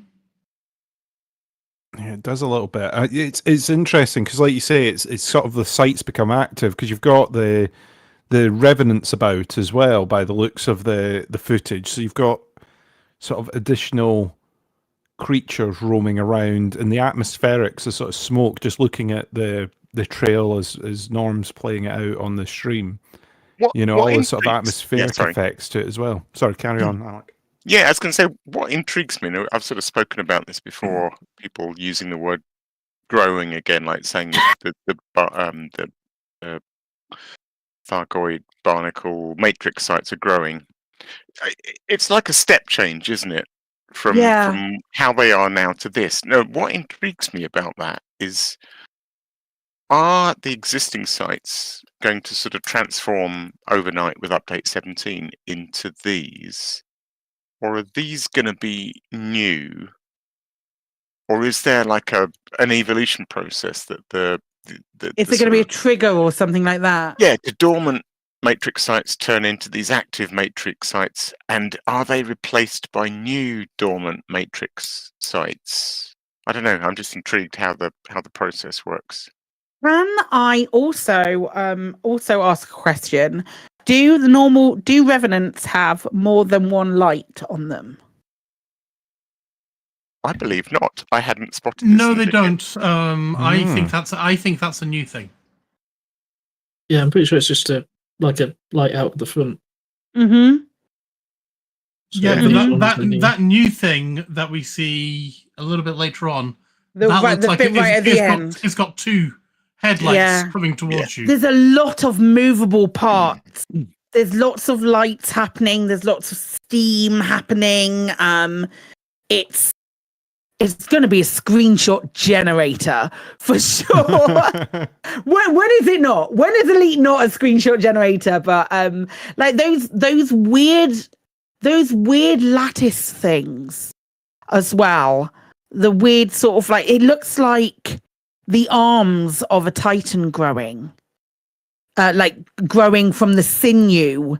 It's something intrinsically organic about it. Yeah, very much so. And again, it's giving me heebie-jeebies. It's funny because normally when there are new sites, and there's usually lots of them. I think there's about 40 odd of the barnacle matrix sites. I usually do a bit of work and find one that's in the daylight. Same with the engineer bases. I remember when we very first got engineers, it was like, oh God, why are they all on the dark side? I want to look at one of these bloody things. But with this, seeing this footage, I can see these are actually going to look better in the dark. Oh, and this one's definitely on an atmospheric planet. So whoop, Odyssey content. Is it? Where's the clue for that? The color of the sky. Okay. I'm assuming that means it's an atmospheric. I don't think that's the same glow as just a Thargoid spot. I think it's slightly. Actually, yeah, you're probably right because some of the matrix sites are on atmospherics. I thought all of them were. Oh, Is maybe that they not are. the case anymore? Might be. No, maybe they are. I thought they all were as well. Oh, okay, cool. Love a bit of Odyssey content. So we're getting a new rev, evidently based on the information that we have here. This new different type of Thargoid skimmer, probably a revenant with the fact that it's got the green, the green lights there. But possibly the size of like the Goliath. Is that a thing? Are they called Goliaths? The sentry skimmers? Are they about the size of an eagle when you look at them? They're tough, those Goliaths as well, aren't they? They can take down a ship if you're not careful. Speaking from experience there, Alec. Yeah, I am. Yeah, they really can. Which is intriguing. It just makes me slightly I'm still curious, and there may be nothing in it, but I'm still curious about the recent fixes to limpets to allow them to operate better at the ground level. I don't know. I like the idea of Olympic gameplay at ground level. That is working relatively well as well, isn't it? The limpets at ground level. I haven't tried it since we spoke about it. It's still on my to-do list to go and. I've literally never fired a limpet anywhere near the ground, so it never occurred to me as something you could do. I think you have, haven't you, Professor? Yeah, just the other day I was at the Matrix site testing out the new scanner, and I was just firing off limits to pick up the coal sat things, and yeah, a couple of limpets died, but most of them worked fine. Cool. That's so awesome. they actively kind of avoid hitting the ground and just sort of go along the ground and collect stuff near it. Yeah, they sort of realise there's a ground there and Yeah, sort of slow down a bit. yeah, neat. It's fascinating mechanics, isn't it? Because they've deployed this for limpets, but obviously it could be used in other mechanics in the game. So you sit and go, it's like, what are they planning? What's next with this? Fishing limpets. There we go. Yes. There we go. It's very ominous, that video. Is it me? I think maybe I'm misinterpreting the scale, but there's also a bit right at the beginning of the video where a bright light seems to go up.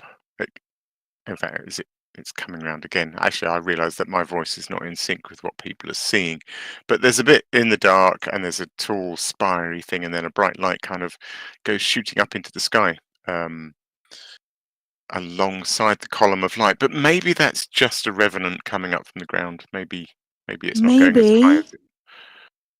Do they normally go that high though? When we've seen them at settlements, that's the thing. Revenants are basically ground huggers, aren't they? Really, pretty much. They kind of hover.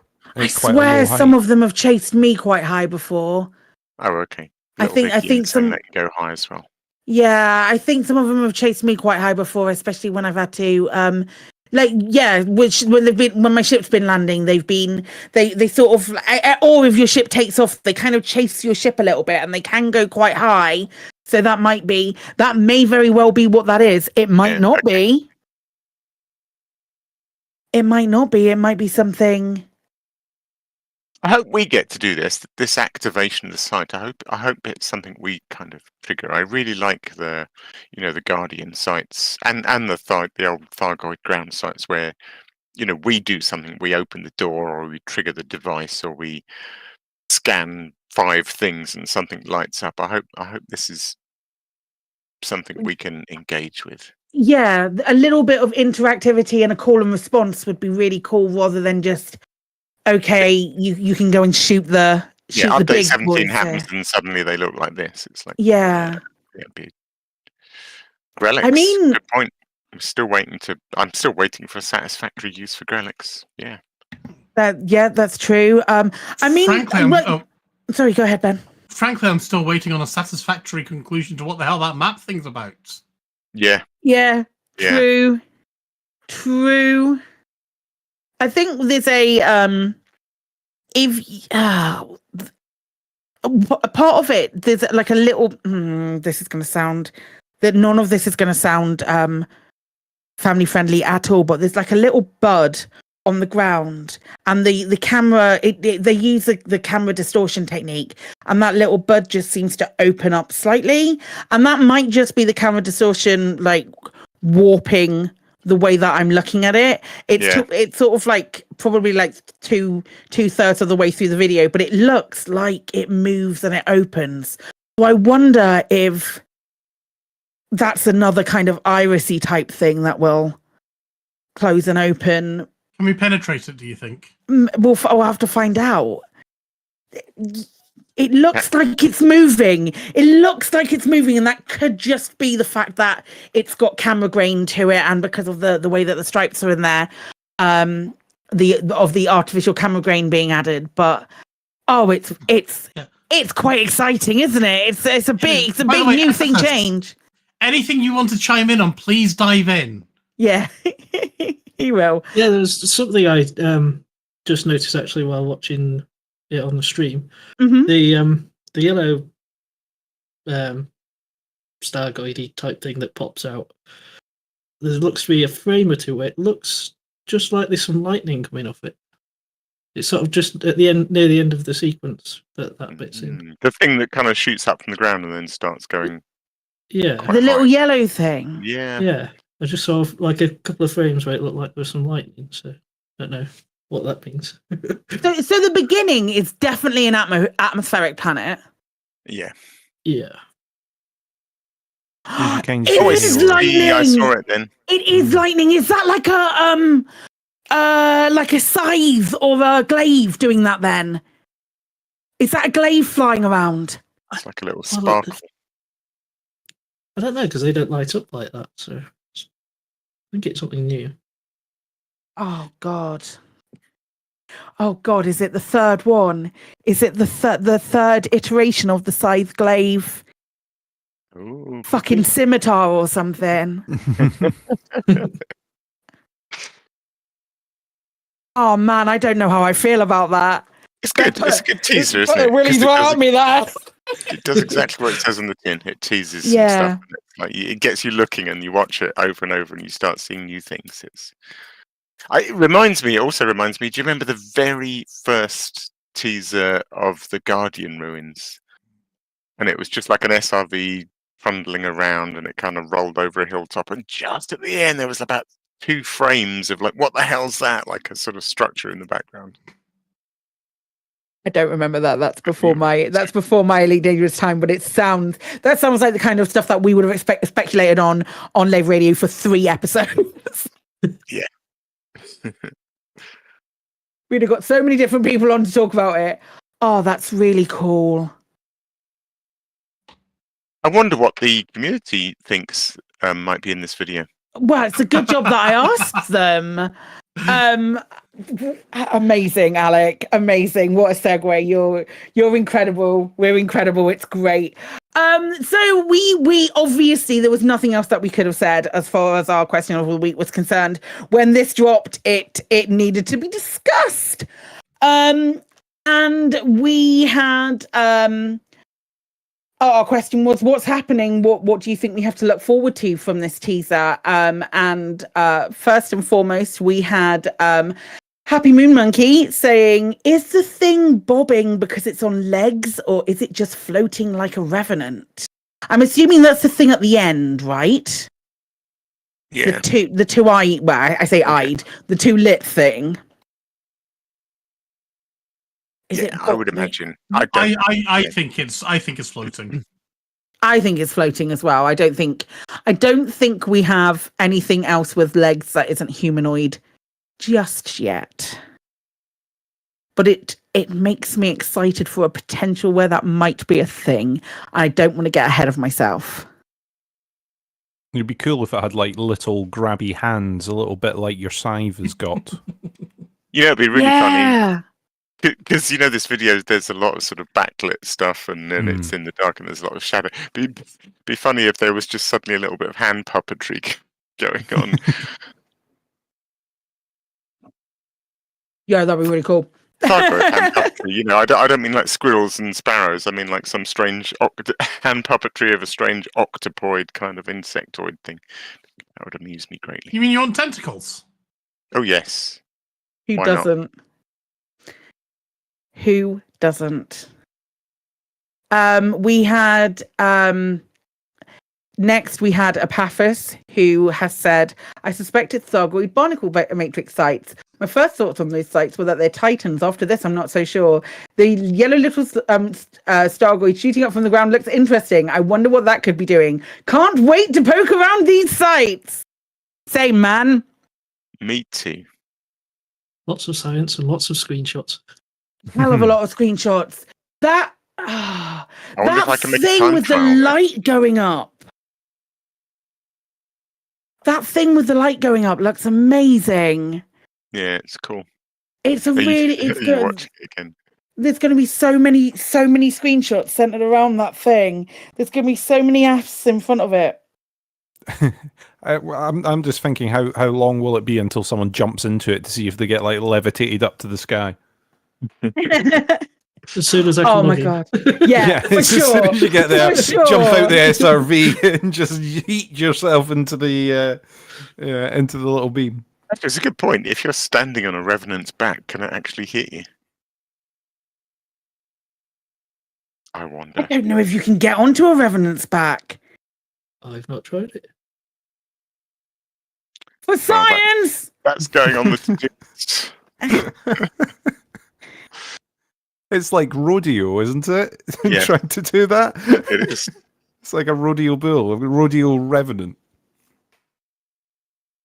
I've Just rodeoed for a the Thargoid, shooting. so it's an obvious next step. Alec, do you want to take the next one? My love? Sure. DJ Wiley says, I'm not really sure what this is teasing. It doesn't give much away.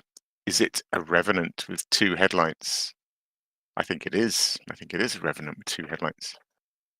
It could be after our sort of SRV discussion the other week where we were talking about what you would add onto an SRV. It could just be that the Revenants were like, we want more headlights. Yeah, I was going to say, hopefully it's more than just a Revenant with 2 headlights. One would like to think it implies a bigger Revenant. Yeah. MV Cohorn, the second growth stage of the Thargoid Barnacle Matrix sites, including some new thingies to scan. I think there will be thingies to scan. I think you're right. I think there will be thingies to scan. A Thargoid hover SRV. That's true. The Thargoids are getting hovering SRVs before Ben gets his hover bike. Hopefully, a little gameplay loop like a Guardian structure puzzle will be included. So it'd be like a Guardian structure puzzle, but with even more shooty, damagey, hurty things. Yes to all of that. I agree with that entire statement.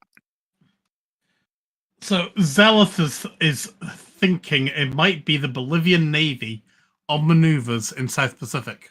That seems right. It seems right to me. Yeah, I do think they're onto something.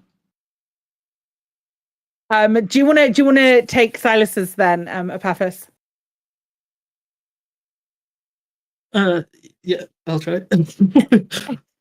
Hopefully, a new site to scan and explore, checks personal notes, encounters on-foot Thargoid contacts that hand us directions to Raxler. I live in hope. Yes, yeah. All roads, especially Thargoid roads, are very well known for leading to Raxler, for sure. Raxler's everywhere. True. It's the friends you make along the way. We know this. We all know this. We've learned it for this time. Raxler's the journey. It's the journey, not the destination. For sure. Stouffer says it's obviously a Thargoid Halloween parade. Oh, hang on. I mean, the timing's right. Timing's right. Timing's right. It's got to be spoopy because it's Halloween. There's some really phallic shapes in these images, though. Well, yeah. The more I look at it, the more Elite Dangerous is being horny on Maine right now. There is an HR Giga influence, and his stuff is obviously as phallic as all hell. So yeah. There you go. Some bloke called Phoenix Deefer. Phoenix Deefer. That sounds right. I would pronounce it like that. I have to say, I haven't started. Phoenix Deefer's written a lot for a bloke with no arms, but anyway, it's the Thargoid Organic Repurpose Matrix, TORM. It takes all the humans and changes them into Thargoid foot soldiers. Think of the proto-molecule from The Expanse. I'm hoping they'll be under the command of a Thargoid master, which, if you manage to take down, all the humans wake up. Talk about trauma. Oh, man. The traumatic backstories of people with that. Niggles was telling us not to worry about Colin. He's totally harmless. Obviously. There it is. MK Vimes has put transmission received, but who from? If it's the transmission from a recon unit, then I guess we're going to come up against a new type of planet-based Thargoid drone or combat vehicle. Is it too much to hope that the communication came from the Thargoids themselves and that we have reached, at the very least, the beginning of the end of this conflict? I think it's just beginning, maybe. I don't know about that. That's a really good question. I don't think we're anywhere near the beginning of the end yet. I'm going to say it didn't come from the Fargoids. I don't think they sent us a postcard from their new sites. So Yeah, it's some sort take a of look at sign. this. Hey, come and say hello. Come and say hello. This is the Thargoid equivalent. Is, do you want to come and have a look at the puppies in my van? The commander catcher is out there going, hey, we've got cool stuff for you to scan. It's just in here in the back of this van. He's creating lollipops all free today. Don't be shy, commanders. There's credits here. We'll give you there's 1 million credits in this here. Just sit yourself in the pod. Just pop yourself in the pod. Sit in there. Just chill out. It's all right. Good Wi-Fi. It's all right. It's all right. Why does the world revolve? Why does video games this year revolve around me being Capri Suns for other things? It would be fun. It would be fun if it's the Thargoids going, hey, come over here and have a look at us. But I don't think that that's the case. And we have Cheb's Will. He said that these indicate landable ammonia worlds and lots of permit locked worlds opened. Oh, and the vid is the Thargoid equivalent of Birmingham. Bring your body armor. Oh, Will single-handedly declaring war on Birmingham right there. Birmingham's bankrupt. It doesn't matter. Okay. Do we think that these are new worlds that are going to be unlocked for us? I don't think so. Not yet. I wish, but no. That would be cool, but yeah, it would be cool, wouldn't it? Yeah, sadly. Yeah, ammonia worlds. It'd be interesting, wouldn't it? Mm-hmm. All of the places where the Maelstroms went, the Maelstroms, the final manifestation point of a Maelstrom was next to an ammonia world. Is that accurate to say? Yes, I think they are all in orbit above an ammonia world. Is that right, Epiphas? As far as I can recall, they're all ammonia worlds that are around. I feel like I've not played for like a week and a bit, and my knowledge about anything to do with Elite has literally just boiled down to who did the Jameson logs. That's all I know now. That's my only Elite knowledge. But yeah, am I right in thinking that an ammonia world in this instance in this game, it's a solid world with an ammonia atmosphere. It's not like a gas world, is it? It's not just ammonia. It's an ammonia-based atmosphere. I mean, we've got a nitrogen-oxygen atmosphere. We were doing so well, and I don't think we've said it this entire episode, and I'm just about to say it, but that can't be hard to do, can it, Tom? You know, it definitely can't be hard to do. Do we? Is that accurate? That ammonia worlds are landable? Well, they aren't. But what I'm saying is, if they wanted to open up ammonia worlds, then all they have to do is do a green atmosphere, and then Bob's your uncle. Technically, maybe yes, but then they've also got to put stuff on them, and that stuff would take time.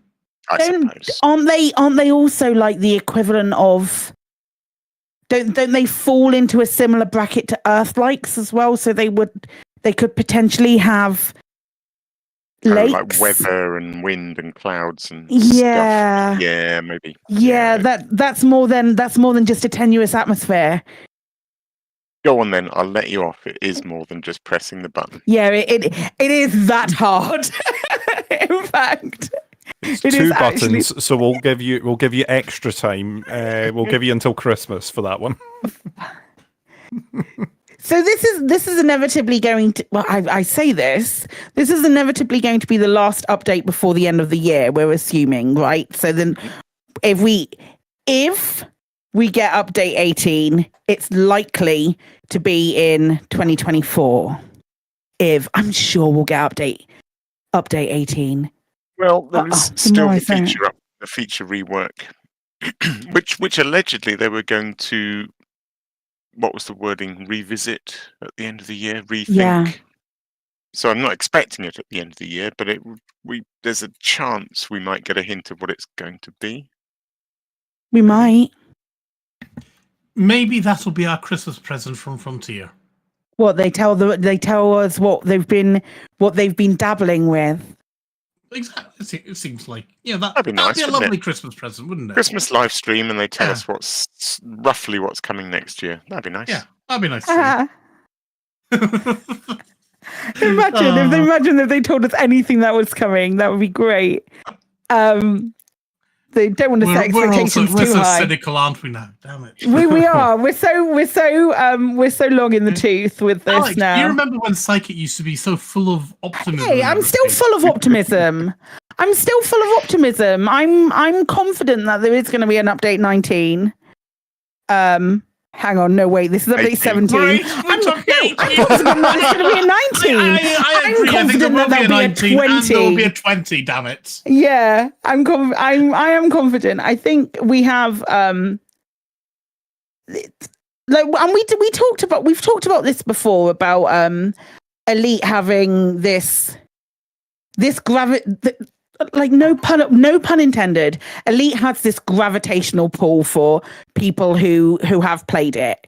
You know, those of us, and I would consider all of you within this sort of remit. We can take time away. We can go and whittle a chair, or we can go and sink hundreds of hours into Baldur's Gate, or we can go off and see lots of other people at conventions or go to meetups and spend a little bit of time away. But we do gravitate back towards this game in spite of other games that exist and other things along those lines. Indeed. Even the people who apparently hate it can't walk away from it. So it's definitely got Even a pull. people who put out videos saying how much they hate it, they need to come back to record more videos of the content that they hate. Yeah. Good, isn't it? It's a good game, isn't it? It's a dead game, I thought. It's a good game. It's a good game. It's quiet at the moment. There's no one's denying. No one is denying that. Well, I'm not denying. In my personal opinion, I don't feel like I've missed out a huge amount by not playing, and I'm going to catch up on what I missed on Friday with like Friday. I've got a whole day of Elite Dangerous like fully planned, and I cannot wait to jump back into the game and like catch up on everything that I've missed. And that's a really, really special feeling. You know, One of the great things with Elite actually is that we obviously focus quite heavily on what Frontier are doing, what Frontier are adding to the game. You know, we have our dev news section in the show every week, and everyone's very focused on that. But without any of that, actually, I was just reflecting, thinking I've got an awful lot to do at the moment. I've got a hell of a to-do list because I'm still sort of putting the finishing touches on a bunch of time trials that I'm creating for ED Copilot, each of which takes me a couple of days because I have to map out the course and then write the instructions and then test it, and then so there's that. And then there's this new thing that's dropped in the inbox, so I need to find time to go and, you know, even though I could just read the logs, I'd actually quite like to fly out there and scan the logs. For sure. There's a flipping new buckyball race starting this coming weekend, which I haven't even thought about yet. Which it's this weekend. It is. Yep. It starts Saturday. Oh my flipping god! We've not even talked about it. Breaking. It's all right. We've got time. We've got time. We can talk about it. I saw earlier that I had a ping in the Buckyball Discord. I don't. No, that's not that. I can't really speak authoritatively about it, but we have to. Maybe Epithus can actually. Have you studied the instructions? I've had a brief look over it. I need to go over it a bit more detail later on for doing the live split. But so it's basically, from what I've read so far, is you start on the carrier and you buy some narcotics, I think it is, and then you've got to fly to 3 stations and sell them without getting caught, and then there's another 3 stations where you're only required to go to 2 of the 3, you fly into the mail slot, turn around, and fly back out without requesting docking, Oh God. and then safely make it back to the system where the carrier is. And then there's some Yes. bonuses, I think, isn't there? There's an overheating bonus. Am I right in thinking there's a bonus for getting lots of fines? I think there was one for fines. That really Get intrigues me. fined up to 1,800 credits during your run, and there's no change to your time. For every 300 credits you are fined above 1,800, 10 seconds is added to your time. Manage to get through without being fined at all, though, and you receive a bonus of negative 30 seconds. Does Caleb mean added to your time there? Yeah, I think so. The idea is if you don't get fined, it's better. So they'll remove the time if you don't get fined. That's so a shame, because what you was want to try to formulating in not my get head, fined. yeah, I was thinking, how many fines can I get? I was thinking, is it like Why the did you old... have to tell Alec this now and not let him submit his time first? Yeah, my first submission when I've got like bounties up the kazoo, and it turns out I've completely screwed my time up. Alec doing his no witnesses run. Yeah, and then I end up with notoriety of 10 for the rest of the week, which I can't shake off. Oh yeah, man, and then you have to be, and you only play like in very short stints. Oh, you're fucked, mate. Amazing. I'm sorry to all the people I murdered at Shinrata Desra. I misunderstood the rules of the bucketball race. Oh, it does look really fun. It does look really fun. You have to get in on that. Get in on that next week. That's really cool. We will add that to the show notes, and make sure that that's in. I really like the banner for it too. It's done a really good job. I love it. Well done. Yeah, that sounded far more patronizing than I intended it to be. So my apologies. Cool. Very cool. I'm very busy in Elite. Was my point there, and it's not reliant on Frontier. There's always lots to do, with or without them. And that's what makes it so blinking beautiful. It is. Wild. Cool. Shit, buckyballs next week. Crikey. I think then, does anyone have any other, I know we've got any other business, but I was just wondering, outside of that, does anybody have any other business to talk about? I've got one thing, but I'll tag it on at the end. Cool. I was told I need to give blood by the blood transfusion service during the show. Okay, fantastic. Yeah. So for any other business, the free Epic Store game this week is 911 Operator. That's actually, it might not sound it, but it's a really fun game. I've played it before. It's very fun. I highly recommend. It's a good drop in and have a play with. I really, really like it. Is it one of those games where it gets more and more frantic as you're trying to manage more a little bit. simultaneously? A little bit. It's been a hot minute since I've played it, but I remember playing it like for a good few hours and going, no, I need to stop this because it's 3:00 in the morning and I need to not, you know, when you play really get hyperfixation and all of that, when you forget to also be an adult, all of those normal things. There was a problem with Lave Radio episode 454's download link on our website. It's now been fixed. So if you need that at all. Also, our lovely friend of the show, incredible Grant Psychocow, his October Eurobismal is back. So it's a Eurovision Song Contest format. You can go and sign up. You get allocated a country, and then lots of different people, like we all compete for things. I need to sign up. I'll do it. I'm going to do it now to go and sign up for it because it's really, really, really fun, and they put a lot of effort into it, and the stream is phenomenal when he does it. They put a huge amount of effort into it, and it's a lot of fun, and it's a great excuse to have a couple of drinks. And those kind of things. Also, it's Sally's birthday. Is that When? accurate? Is it Sally's birthday today? Today. She has posted Yes. on Twitter, so I'm going to say yes. Woo! Happy birthday birthday. to To you. Oh, Happy are we birthday, going Sally. to sing happy birthday to her? Absolutely not, because we're on a voice call with delay, and I will kill every single one of you if that happens. Oh my god, the delay would actually physically hurt me. I'm sorry, Sally. I did try. Happy birthday, Sally. We love you very much. If you are listening, you absolute star. Perfect human being.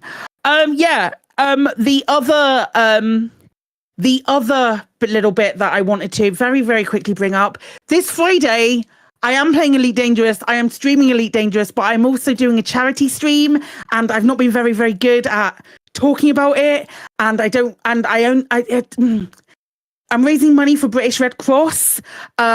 It's part of they've got a whole week of streamers that are doing content and raising money for British Red Cross. It's part of their Quest for Kindness campaign to try and get rid. It's talking about combating toxicity on the internet and donating to the Red Cross for lots of different things that they're doing in the UK and outside of the UK as well. They're a wonderful charity. They've been really, really cool as well with me and stuff. And so if you have a few pounds spare, I would love if you could to donate some money, and I will say something nice about you if you donate money. That's the only time that I will ever do it. So consider stopping by on Friday from about 10 till 6 when we're faffing about in Elite Dangerous and hopefully raising us a good amount of money for a fucking beautiful charity, the British Red Cross. Please. Also, my D&D show is on Sunday. That I will always talk about. Does anybody else have anything that they wish to bring up? We might have an ever so slightly shorter show today, unless somebody wishes to bring up something now. Yeah. Anyway, wood. Okay. Epaphras. I was just going to say a big thank you to Burr and Rini and all of their little helpers that helped out on the day for Pitcon. It was a great day, and I'm looking forward to the next one. Incredible. Awesome. I'd love to make the next one as well. Yeah, me too. It would be very, very cool. I hope it didn't scare them off. I can tell it was clearly a massive success and everyone had an amazing time, but I don't know how terrifying it was for them and whether they have any interest in ever doing it again. I imagine it's a pretty big thing to do. For sure. I suspect it might be a bit like one of these things that once you've gotten the bug and then recovered after doing it, you might not be able to stop yourself. Maybe. Yeah, I bet a lot of things get easier. A lot of your worries go away once you've done it once. Yeah, once you've done the first one, for sure. Definitely. I would love to come again, Burr and Rini. I mean, not again. I would love to come for the first You'd time. love to make it the first time. Yes. Rather than whittling. Yes. That's a guaranteed ticket sale for next year. Awesome. So in which case we'll wrap up maybe a little bit earlier than a little tiny bit earlier than usual and do our shout outs.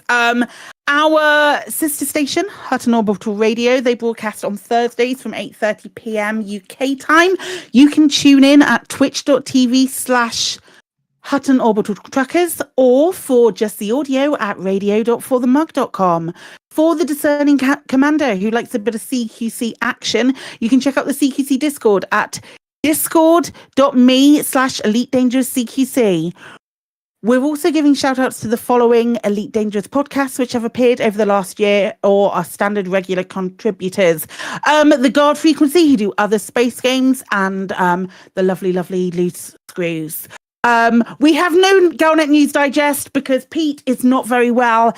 And get well soon, Pete, you absolute legend. We love you very much, and we hope you recover from the vid as quickly as possible and get back to posting snarky Galnet News Digest that mean that you read the news so we don't have to, and all of that good stuff.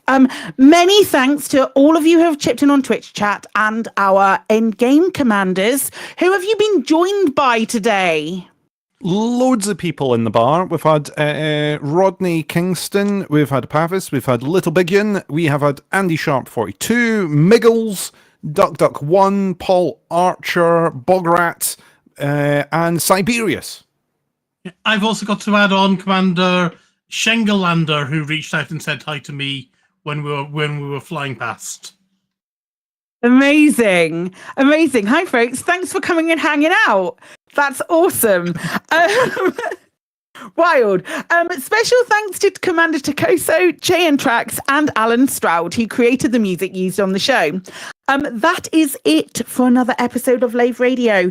If you would like to get in touch with the show, then you can find contact links in the home/contact us menu of the laveradio.com website.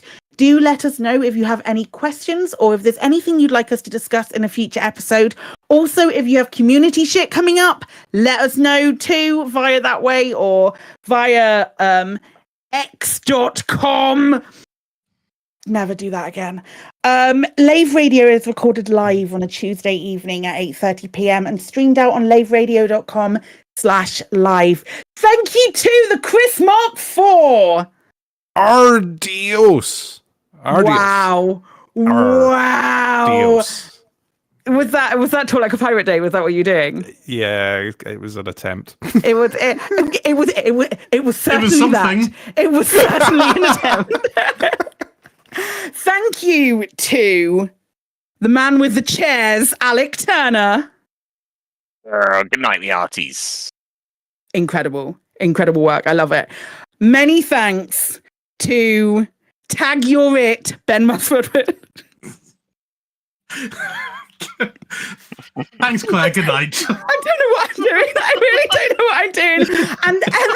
And thank you so much to my strong-armed buddy, who I totally forgot to actually talk about the thing that I wanted to talk to him about. Thank you, Deb Paphos, for coming and joining us.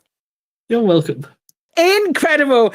And special thanks to today's tech specialist, who I put through a lot by not having my microphone plugged in correctly at the start of the show. So my apologies.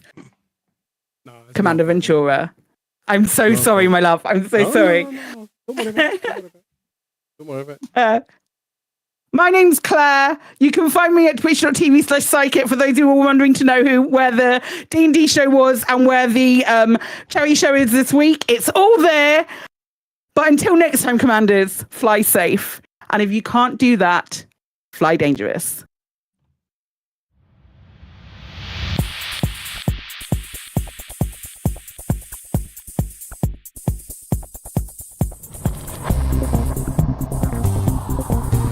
Is your life like this?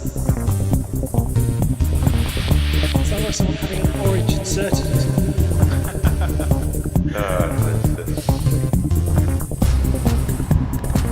You need a safe word. Space can be done.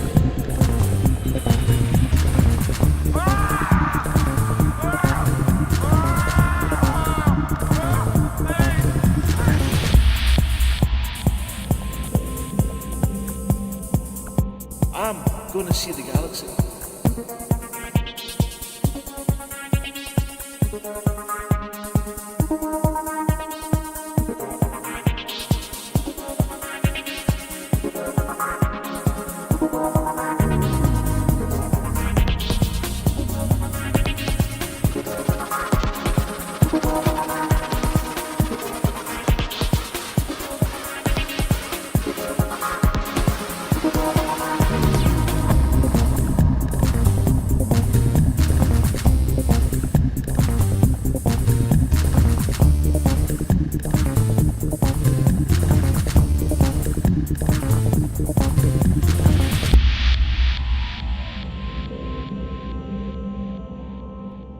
Ah, damn it.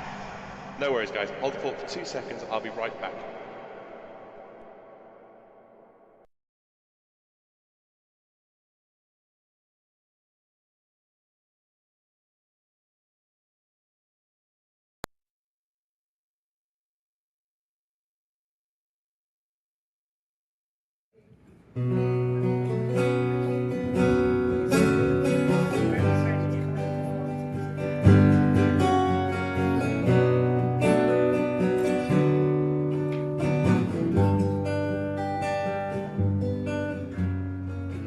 There's a light in the night, and it won't go out. Now I found you. There's a heat so close that I never feel cold. Now I found you. I was alone, out in the dark. Then I saw hollow squares all around. Now the calms call my name every night. Now I found you in the depths, gazing brightly at the neutron star. We share the field, scooping jet cones, leaping to the edges of the night. Oh, I was alone, out in the dark. Then I saw hollow squares all around. Oh, I was alone, out in the dark. Heaven was all around. Oh, let's jump together. Let's jump together. Let's jump together. Let's jump together. Together. Together. Oh, see the drives blink cold. Everyone's a soul on a new path, on a brave line. Feel the engines roll. Let's engage it all. Feel the new ride as we all intertwine. Let's jump together. Let's jump together. Let's jump together. Let's jump together. Let's jump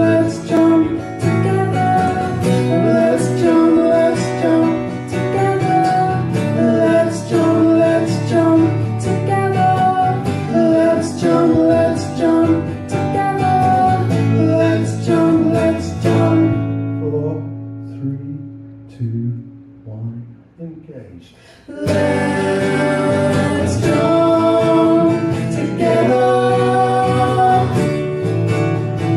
Let's jump together. Let's jump together. Let's jump together.